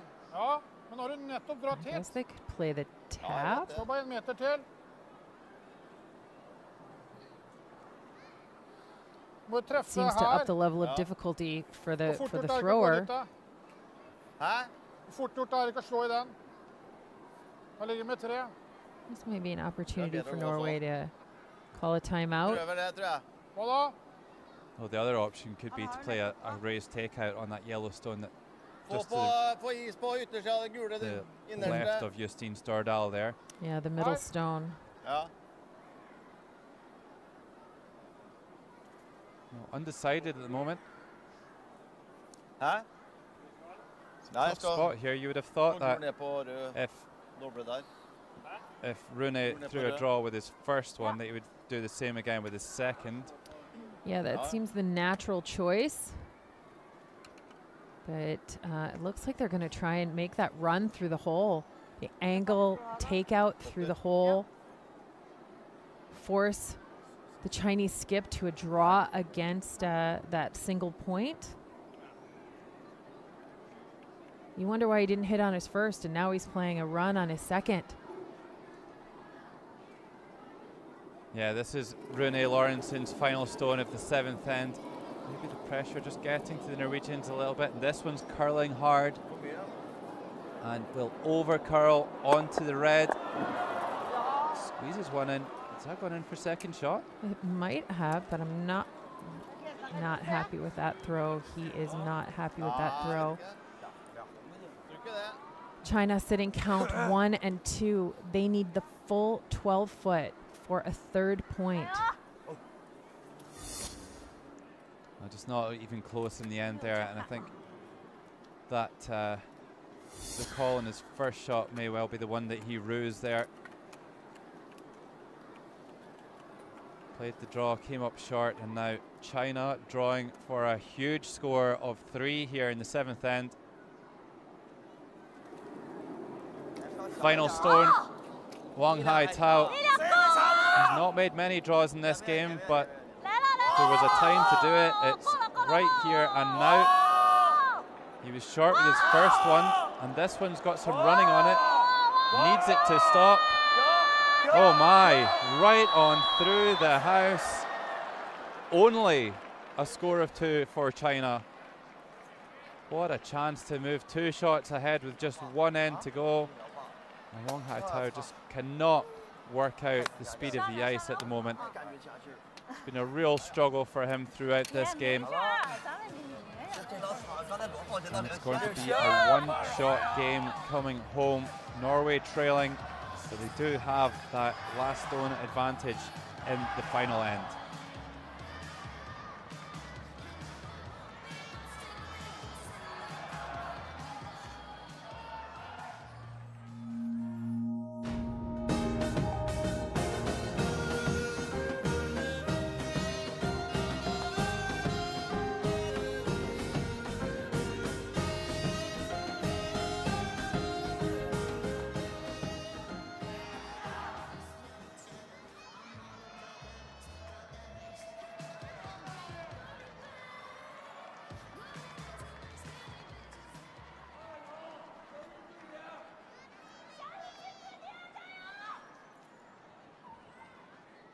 It's the final end of the final game, the gold medal game here in the Gangneung Curling Centre.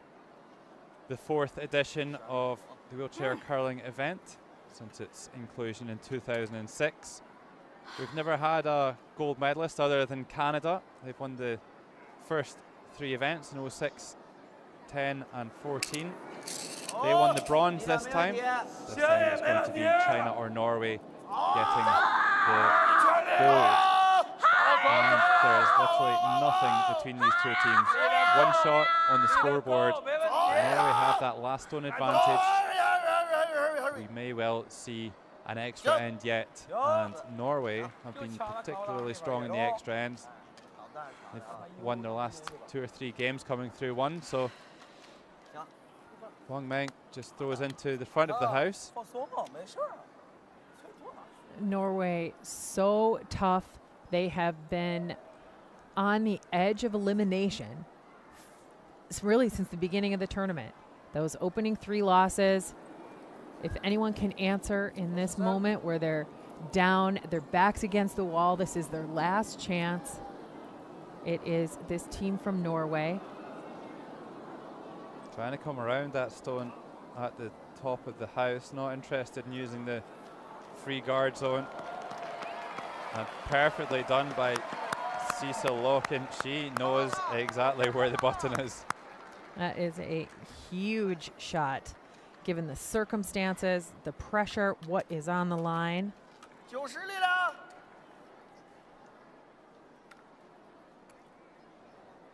China calling just a little bit of a tap back here.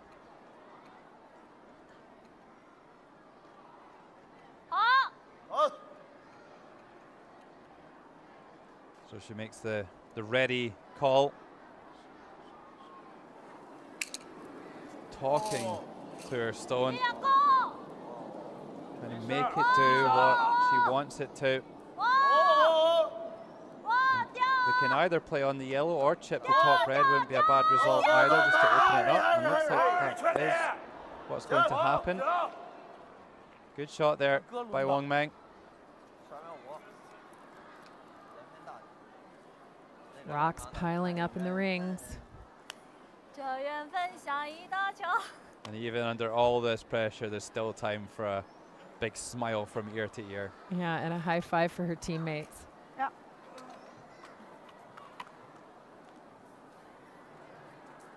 Norway calling the takeout on this wide red stone.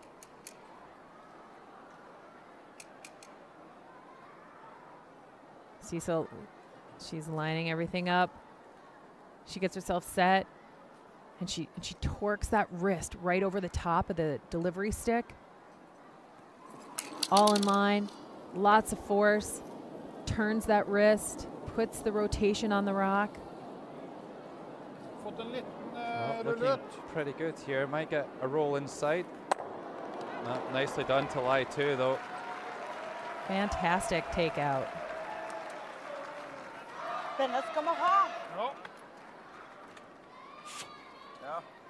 They know they've got a great chance here, Norway. The lead trying to psych up her teammates to make a big finish here. 2 points required for Norway to take the gold.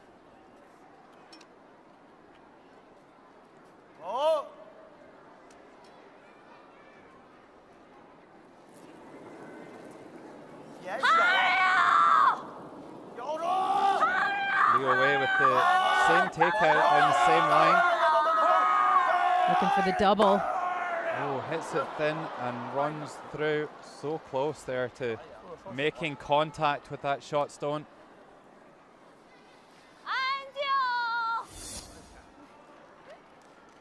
Just hits about a third of that first one. Half stone would have been close. Now Rooney, where do you want to put your next one? Leo Wade just shearing that one on, trying to calm down, obviously feeling a bit of pressure, a bit of nerves. Norway likely to split the house.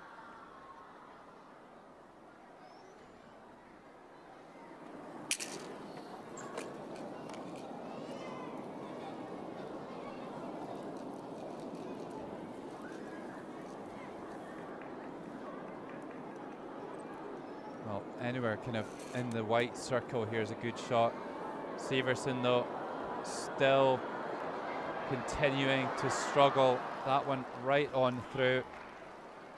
Oh, such disappointment. Oh, he wants to come through for his team. Yeah, he just wants it too much at the moment. He's still got a shot to play, though, so needs to get his head together and give his team the best chance of winning this game and this event. None more important than the Paralympic Games once every 4 years. You don't want to have to wait until Beijing to have another pop. Well, you'll expect to see this shot stone disappear. Leo Wei so good at the big weight takeouts. So accurate. This one's curling. Over curling. Oh, not even close. Not even close. And that first stone of the end by Norwegian lead Cecil Loken in prime position right at the top of the button. And if you see, oh, just curls a couple of inches too much. And now Ole Fredrik Sivertsen, if he was ever going to make a shot right now would be the time. Oh, he's got a lovely flick off his own yellow to flatten it out. What a shot there by Severson. That might help his memory a bit, might erase some of the challenging shots he faced. That kiss, the ricochet, the spin to the side of the rings. You bet. You get to celebrate that one. There he is. I'm still here doing my bit, guys. Don't you worry about that. Yeah, thanks for being there with me. Halfway through this final end, Chen sends his down the ice. And a hit and roll over towards that wide yellow stone. He's got a great angle. Oh, that's a beauty. Puts it right next door.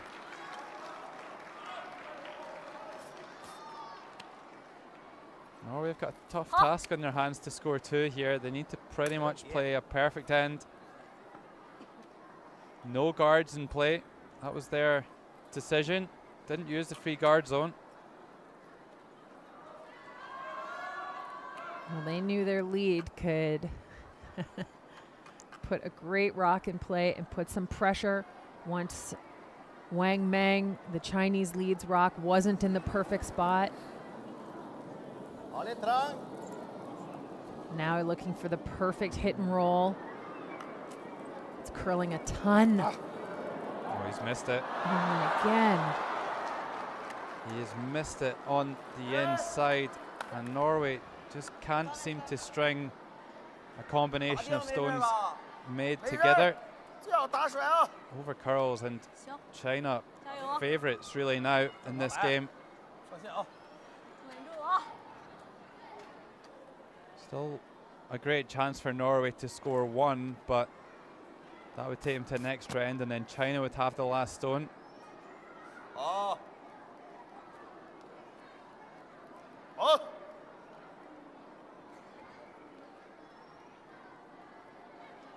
Lots of deep breaths. I bet his heart rate is going 200 right now. They're happy with it. Bangs it on the nose, sticks it around to lie 2. Now you wonder, can Norway nuzzle a rock right in there? Looks like a pretty comfortable spot to sit a rock if I was Team Norway. Team China thrilled with the fact they're sitting 1 and 2. So what to do? Well, looks like Norway calling the takeout here.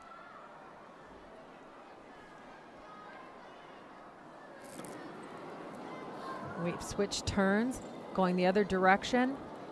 I think he's trying to hit the wide one first and then flop on top of the shot stone. How's this one? Oh, very nearly makes it. It's a good effort there from Stordal. Only 2 stones in play, and they're side by side. Just skip stones to come here in this 8th end.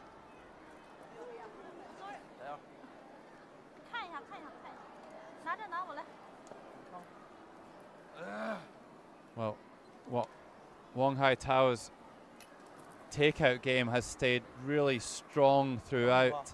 It's his draws that have been failing, but I can't see Wang Haitao having to play a draw here. Definitely going to remove that yellow with this first one anyway. Yeah, they are looking at the red stone in the back of the rings. They don't want to jam the Norwegian stone down onto it. Playing this inside-out turn that they just saw. Stordal throw.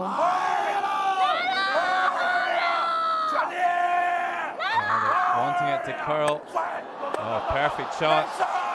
Oh, that's a beauty. China are looking good for the gold medal. Norway is going to have to do something really special here. Yeah, the rock positioning all of a sudden, absolutely all China right now. Yeah, they've played a textbook 8th end here.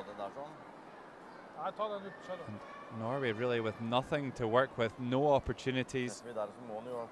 There's no guards, there's nowhere to freeze, nowhere to hide. Ja, det er det.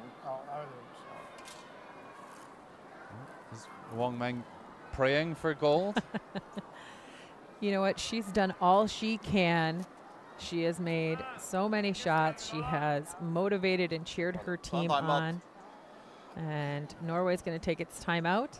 Their coach, Peter Dahlman, will make his way to the ice, help them work through the options in this very challenging and incredibly important moment. Ja, ja.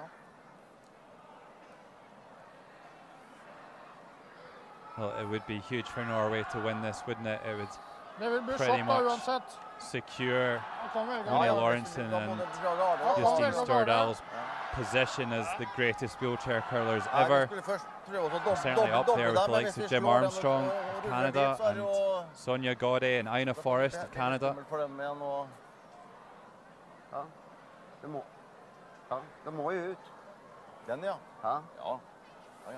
Men nå skal vi doble eller rulle hit? Trekke. Hva? Så du trekke? Nei, slå og rulle. Slå og rulle dit foran den. Men det er jo shot. Ja. Da Om kan jag går från andra hållet då?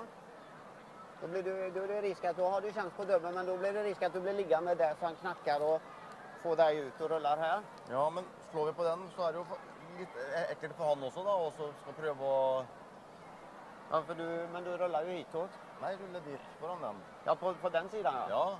Skal rulle hit jo. Ja. Hit. Men det er shoten da fremdeles. Well, and Peter's been out to have his say and have his word with the team. What would you say in this position? Well, you've got to secure your opportunity to, at minimum, tie this game up. And the scoring area right now is 1 feet, about 2 inches. You've got to make some space. A hit and flop to the outside might do that.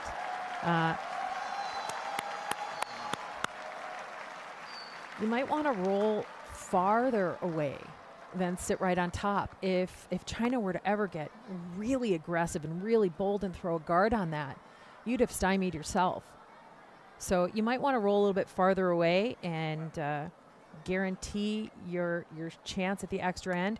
With those misses that they've had this end, just tying it up is a bit of a win. I know it's tough to steal, but 2 is looking very unlikely at this point. So securing that extra end would be all important.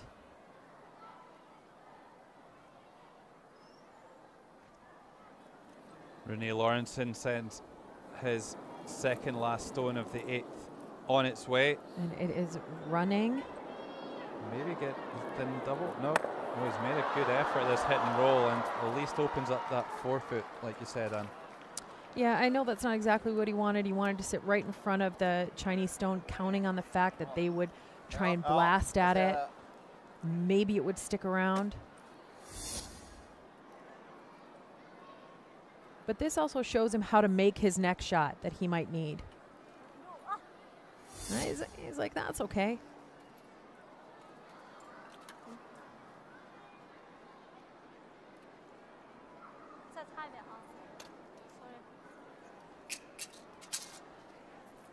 Now China's got a chance to hit and roll and put that stone right back where it was.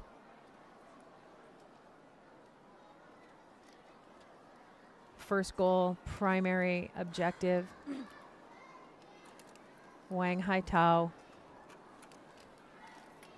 needs to remove that potential winning point for Norway.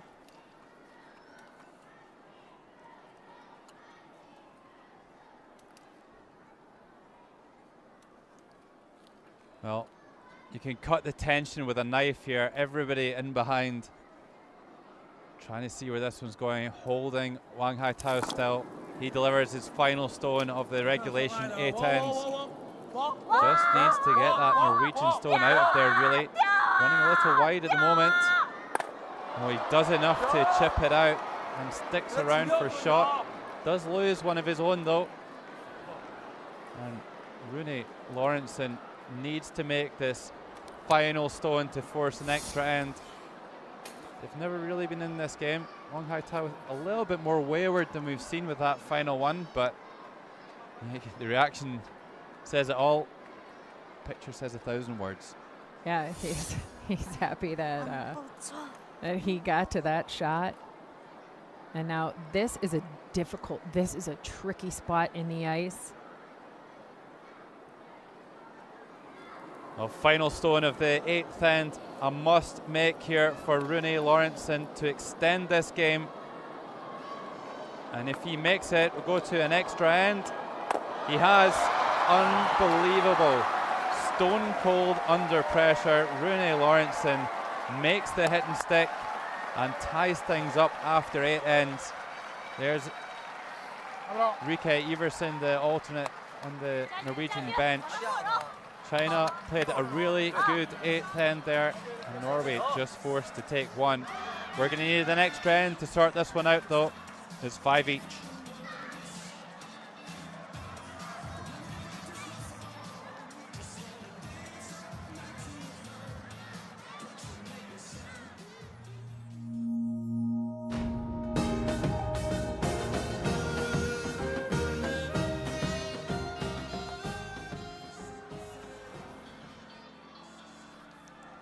China have been the team who have made the most shots. They've made the most draws as well, but they haven't managed to put enough points on the board.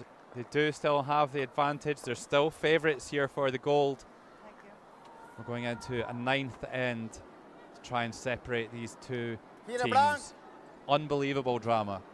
It is very appropriate for the gold medal final to need extra time.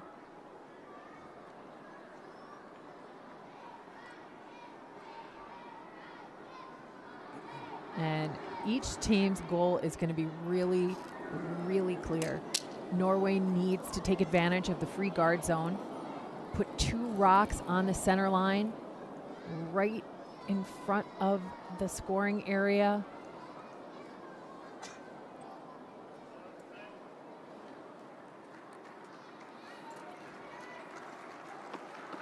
This rock settles in beautifully, 4 feet off the rings.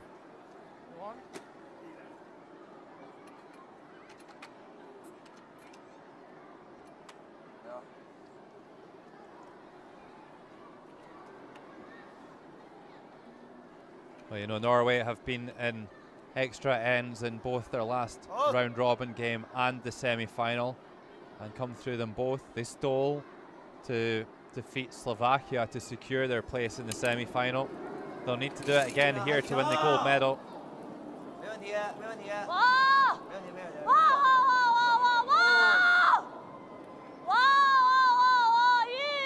So the adrenaline really has to be pumping through these players' veins. And Wang Meng maybe suffering with a bit of a rush of blood here right through the house. That will be put to the back. And Cecil Loken.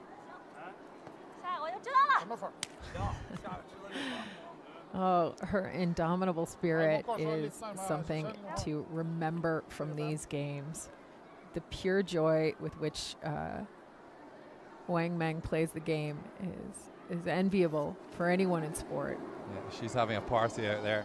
And Cecil Loten, she is going to try and put a guard again. This is going to be high up, just over the hog line. This needs to go. It looks a little light. It's got to travel. She's got 6-7 feet to go and just doesn't get it. Oh, you've got to feel terrible for Cecil. She's had such a great game. She's made some fantastic draws, and it's such a shame that that will be her last shot of the Paralympics. She won't worry too much about it, though, if she comes away with a gold medal around her neck. Yeah, and she's guaranteed a silver medal, which I think if you were to tell an athlete at the start of this championship, you'll go through the week and you'll be on the podium, they would be thrilled. At this point, once you're here in this game, though, you want the gold. You can feel it. Well, they're yelling at it. The sweepers are trying, but that one Over curls into the guard, overcorrects that first stone, and a couple of stones well positioned for Norway to try and steal here. Yeah, and Severson is going to be given the biggest draw of his life. You want your second's first stone to be fully in the forefoot, as close to the center of the rings as possible. He's only 19% for 4 draws in this game, and this one doesn't look like it's going to get the job done either. Does err on the correct side though, and leaves more granite out front.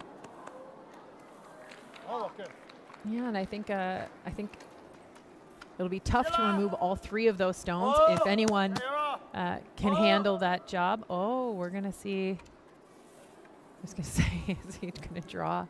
That would be an extraordinarily challenging choice to make at this point. Liu Wei is going to try and remove a couple of these stones. Here he comes. It really is like he's out there playing snooker. He's right over that delivery stick.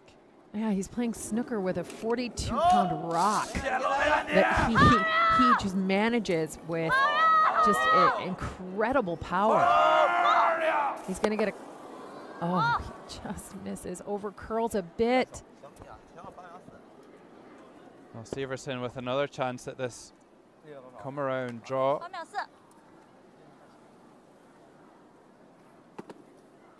There's 2 guards in front of the rings.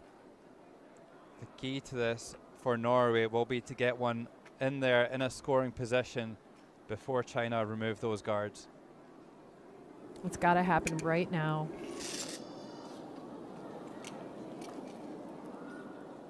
This one looking light as well. Yeah, just not enough pace. Still though, at least it's in a guarding position, protects those 2 stones closest. Oh, is that ever a nuisance? Maybe that was the call. Maybe that's a 100% made shot. My Norwegian isn't great. It might have been what Norway wanted. And now China is falling into a bit of a trap here. Is this a well-laid plan by Rune Lorentzen, the tactical master? Kind of tricking China into drawing around center guards. They shouldn't be tripped into it if they are. So here's Liu Wei caught up on the guard here. Not a lot of rotation, comes down hard at the end, and more coverage for Norway, sorry, to try and hide one in behind.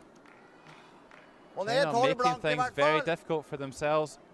This is a bit of a dream setup for Norway to steal. Yeah, the nightmare part of this is that Norway's draw weight has been suspect for the middle of their lineup.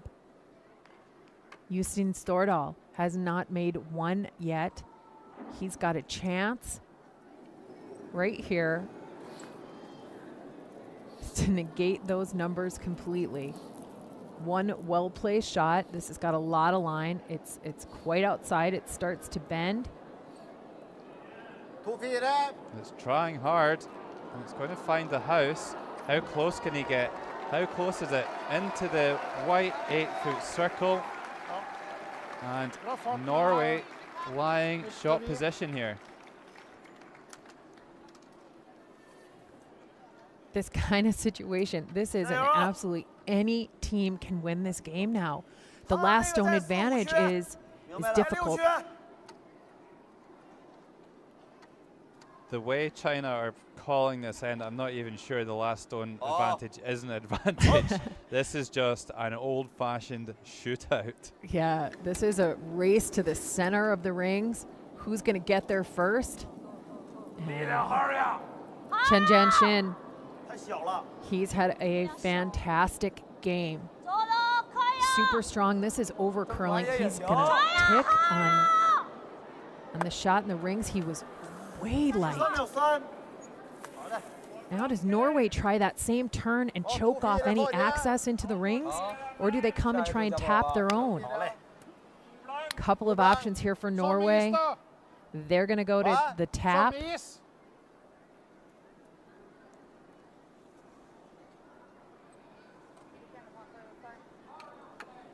Well, both teams used their, in fact, China didn't use their timeout during the regular time of the game, but both teams do have an additional timeout. They have one timeout that they can use in the extra end. Still available. And a little bit extra weight. These rocks run really straight. It's starting to hook. Is he going to be able to make an impact on his stone? I think he's been a little bit tentative for this one, but he does guard it at least. That's a shame. Could have been a bit more aggressive with that shot. Yeah, just a little bit bolder. His coaching staff might agree. Now China It's being forced wider and wider out onto the right-hand side of the sheet. It's an absolute, what we call a Christmas tree setup, a staggered pine tree setup, where it looks like the branches of the pine tree. On both sides as well. Yeah. Whoever gets closest, tucked around there, it's going to be very difficult to remove. This looks like good speed here from Chen Gangshin, and he's got the line as well. He's going to be short position here. That could be a gold medal draw from Chen Jianshin. Yue Qingxuang on the bench there celebrating that one. And now Norway in big trouble. I think Norway being punished a little bit here for not choosing to come around that side themselves. Yeah, that's what I was thinking. They could own both paths into the forefoot the way those staggered guards were up front.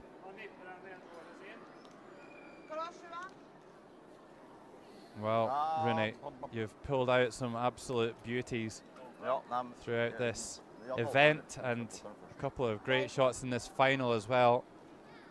If you ever needed one more in your career, this is it.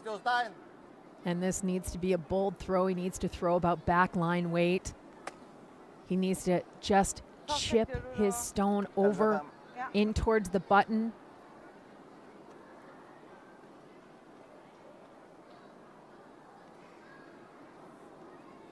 So just skip stones left in this extra end. Rune Lorentzen, one of the all-time greats, needs one of the all-time greatest shots here.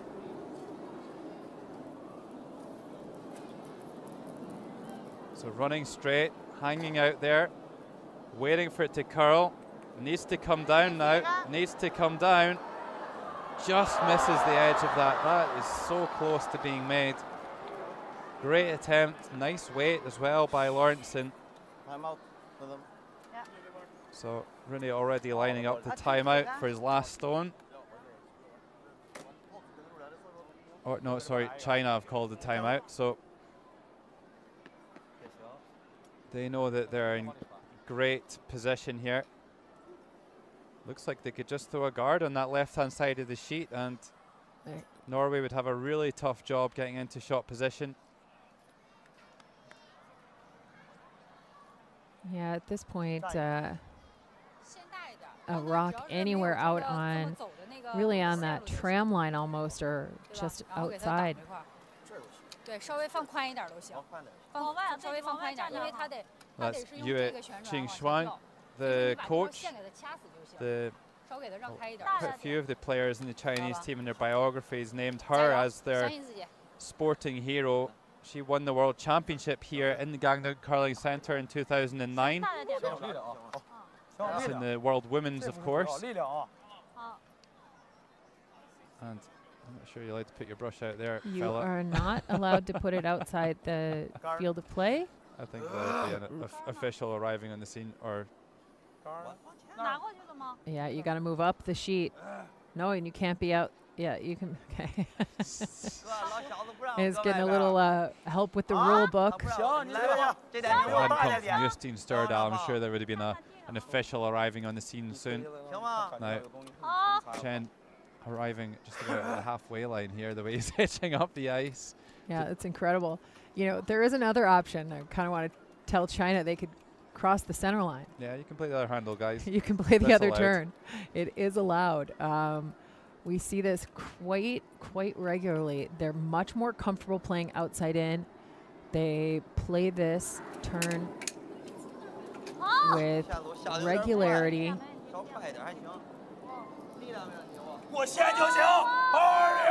Not a lot of rotation, and that one should start to bank down now. Is it wide enough to cover the tap?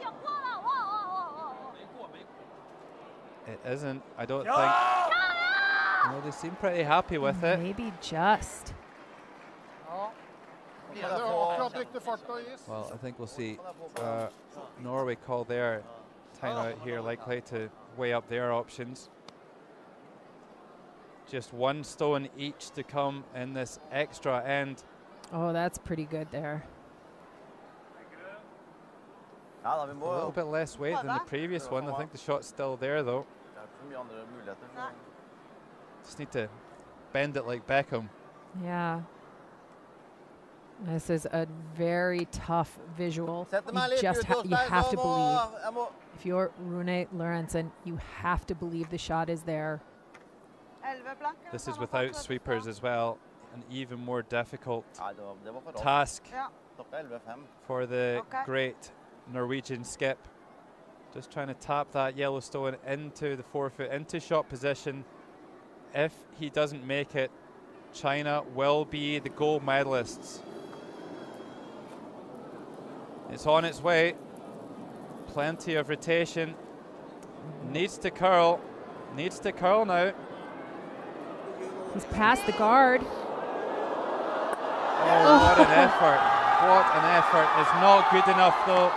It doesn't push it far enough. China are the gold medalists here in the wheelchair curling event at the Gangneung Curling Centre. And they are on top of the world. Unbelievable scenes.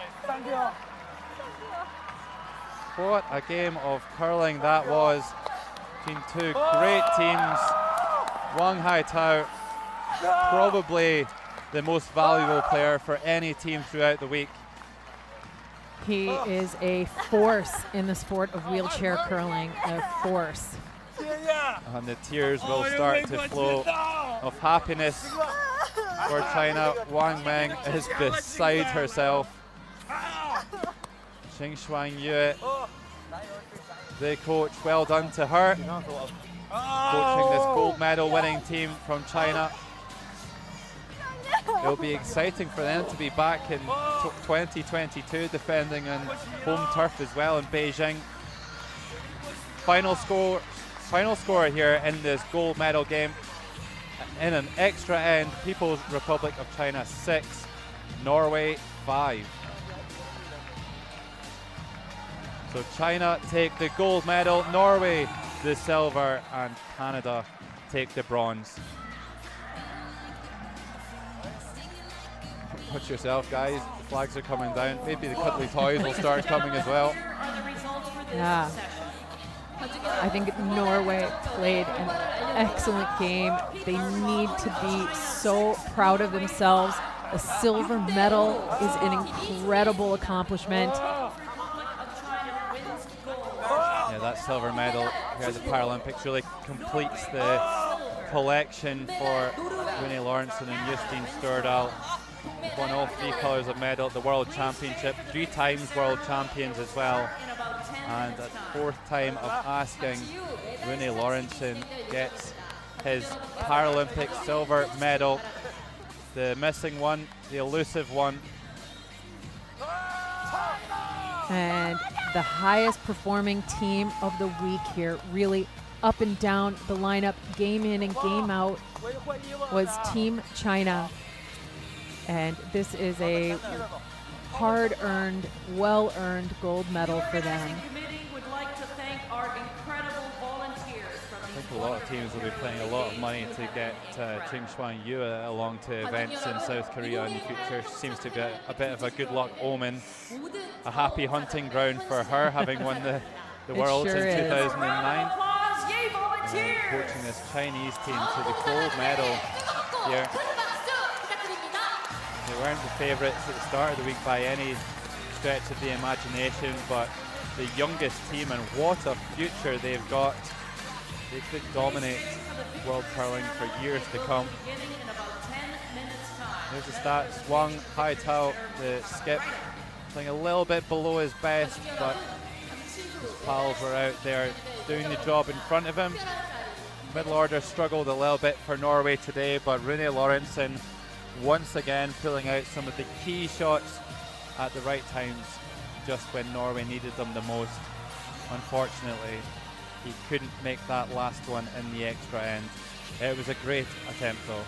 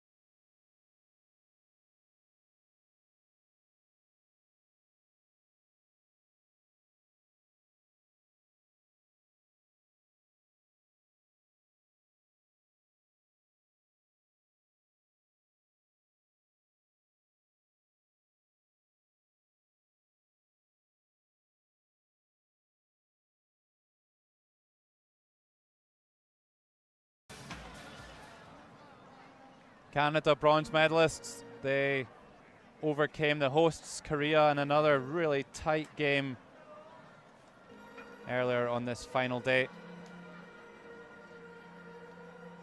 Came right down to the last couple of stones as well there. Mark Idison and his troops taking that bronze medal away from the host nation.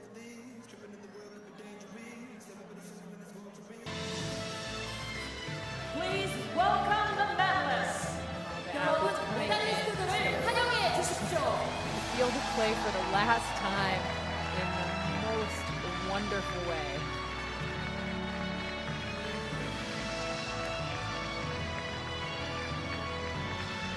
Nice to have the ice technician Stefan Roethlisberger in shot there.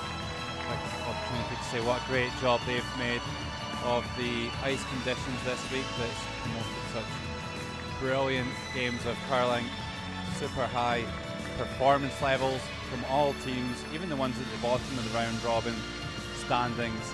You felt like they could have been in the mix in the semi-finals. It really was such an even and close competition. This is just a wonderful moment to get up on that podium, to work so hard. These athletes will be presented not only with their medals, but also a memory of the games. They'll be given one of the Bondeb's mascots, the Asiatic black bear, that stands for strong will and courage. Speaker of 20th National Assembly. These are the dignitaries who are going to be presenting Mr. Kim Sung-il, governing board member medals of the and International mascots. Paralympic Committee. Mr. Sung-il Kim, IPC Governing Board.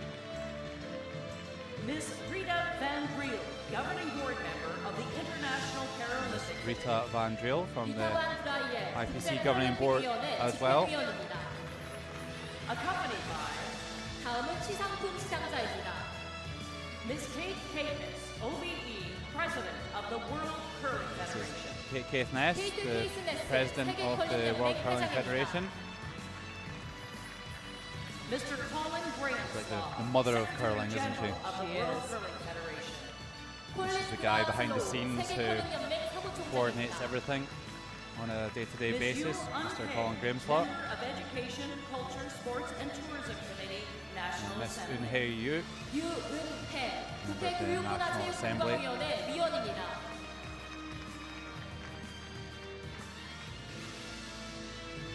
Bronze medalists representing Canada. And Team Canada, winners of the bronze medal. They had a great game against the host nation, the Republic of Korea.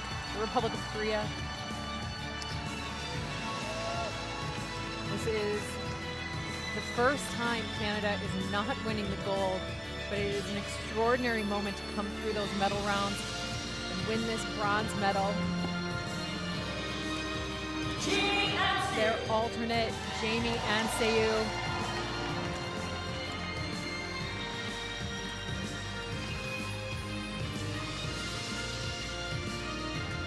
Marie Wright.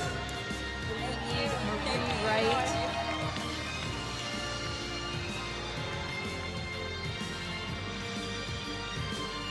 Dennis Thiessen. Second, Dennis Thiessen.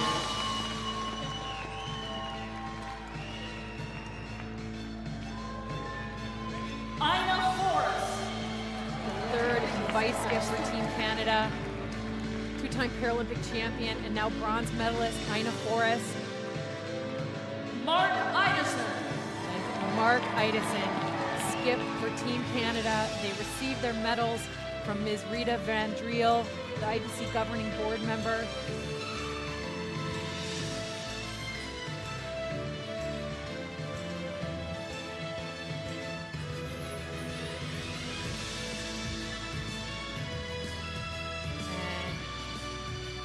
Banda B will be given out by Ms. Eun-hye Yu.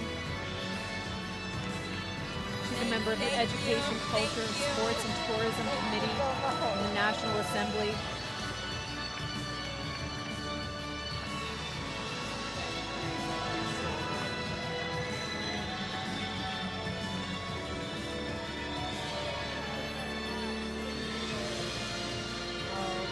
Just a fantastic moment for these athletes.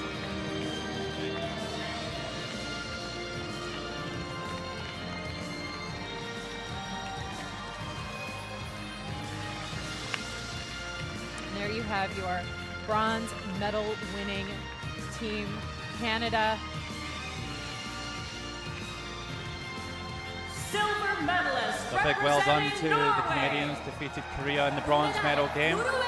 Now we're going to move on to the silver medalists from Norway. First time Norway has got a medal at the Paralympic Winter Games in wheelchair curling. Very successful in the other alpine-based sports, especially. First here in the curling. Here's the youngest player in the event, getting first medal, Rika Iversen. And then the lead, what a performance by Cecil Loken. Second player getting the silver medal at his first Paralympic Games, Ole Fredrik Sivertsen. And then the third player, Justin Stordal, competing at his 9th Paralympic Games, the first medal that he's received. And then Rune Lorentzen, the skip, he gets his first Paralympic medal, his 4th appearance in the wheelchair curling event. He's played more games than anybody at the Paralympic Games, and nobody more deserving to be on that podium than him. This will cement Justine Stordal and Rune Lorentzen's position amongst the greatest of all time in curling. Won more medals than anybody at the World Championship, but to couple that with a Paralympic medal, what a career these two players have had. Colin Grahamslaw presenting the mascot, Secretary General of the WCF, and then there was Mr. Sung-Il Kim, IPC Governing Board member, presenting the silver medals. Your silver medalists, Norway. Gold medalists and Paralympic champions, representing People's Republic of China. Paralympic champion, 중국. Gold medalist. People's Republic of China win their first Paralympic medal ever, and it is gold. They've had an extraordinary championship week. It is capped off by this moment, a dream come true. Their alternate, Zhang Zhang.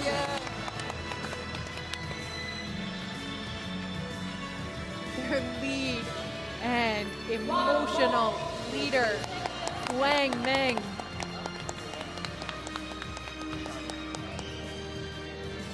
The hard throwing, super accurate Liu Wei.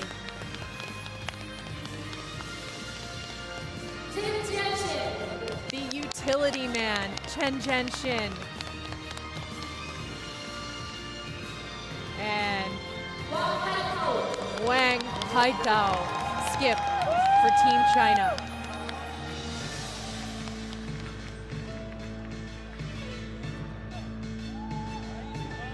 Oh, it's real gold.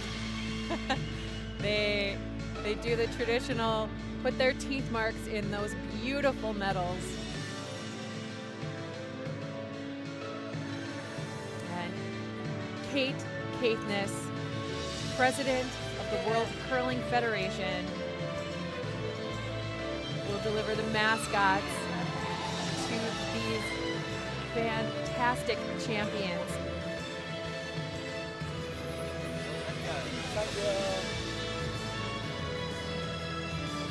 She was instrumental in developing the sport of wheelchair curling. This has to be a moment for President Caithness. She'll be as full of joy as anyone for Team China and these athletes. That is very fitting. People's Republic of China, Paralympic champions, gold medalists. What Ladies a and championship. gentlemen, the anthem of People's Republic of China. 여러분, 중국의 국가 연주가 있겠습니다.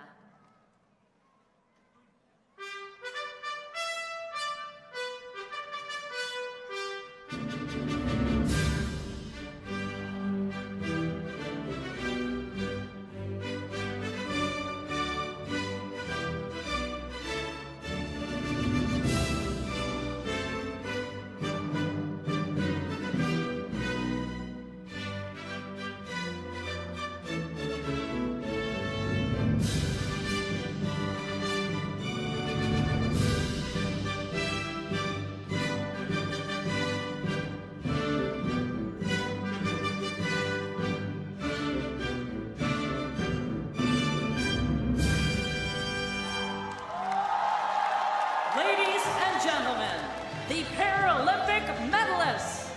여러분, There you 패럴림픽 have it, your Paralympic 메달리스트들입니다. medalists here at the PyeongChang 2018 Paralympic Winter Games. Gold for China, silver for Norway, and bronze for Canada. What an event it's been.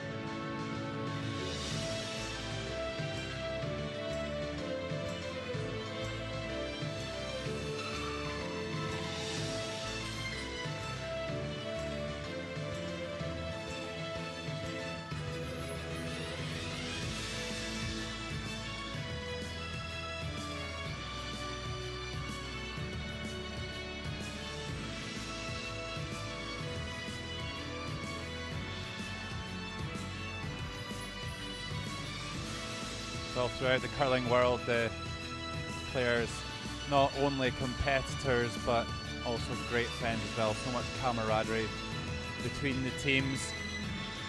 Yeah, the Paralympic motto, that spirit in motion. This is the kind of thing that these events bring out, just incredible athletic performances, but with tons of sportsmanship and camaraderie. This is probably the first time that the gold medal game players have seen the Canadians who've won the bronze, so I want to congratulate them.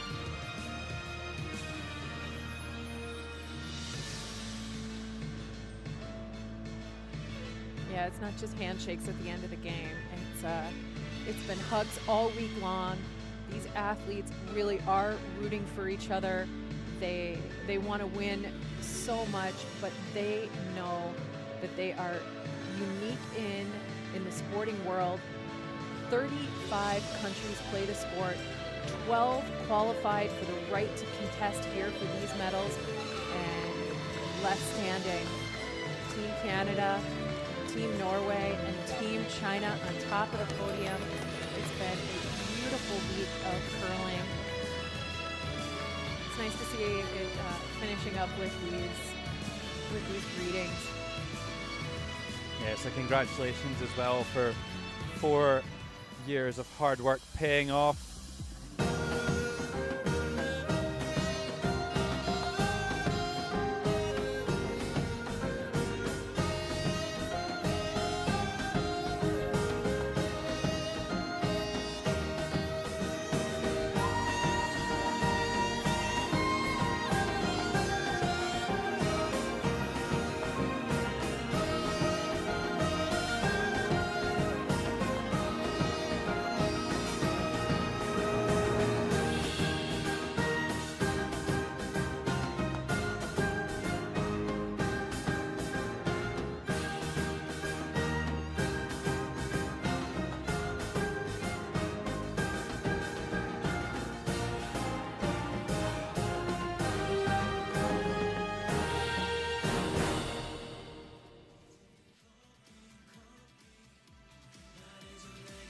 So there you have it, a fantastic wheelchair curling event this week at the PyeongChang 2018 Paralympic Winter Games. It all came down to an extra end between China and Norway. Norway just couldn't quite make that last shot, but it was an extremely high performance game, exciting right to the death. China are your gold medalists, Norway silver, and Canada bronze. China will look forward to defending their title in Beijing in 2022. Thanks for watching.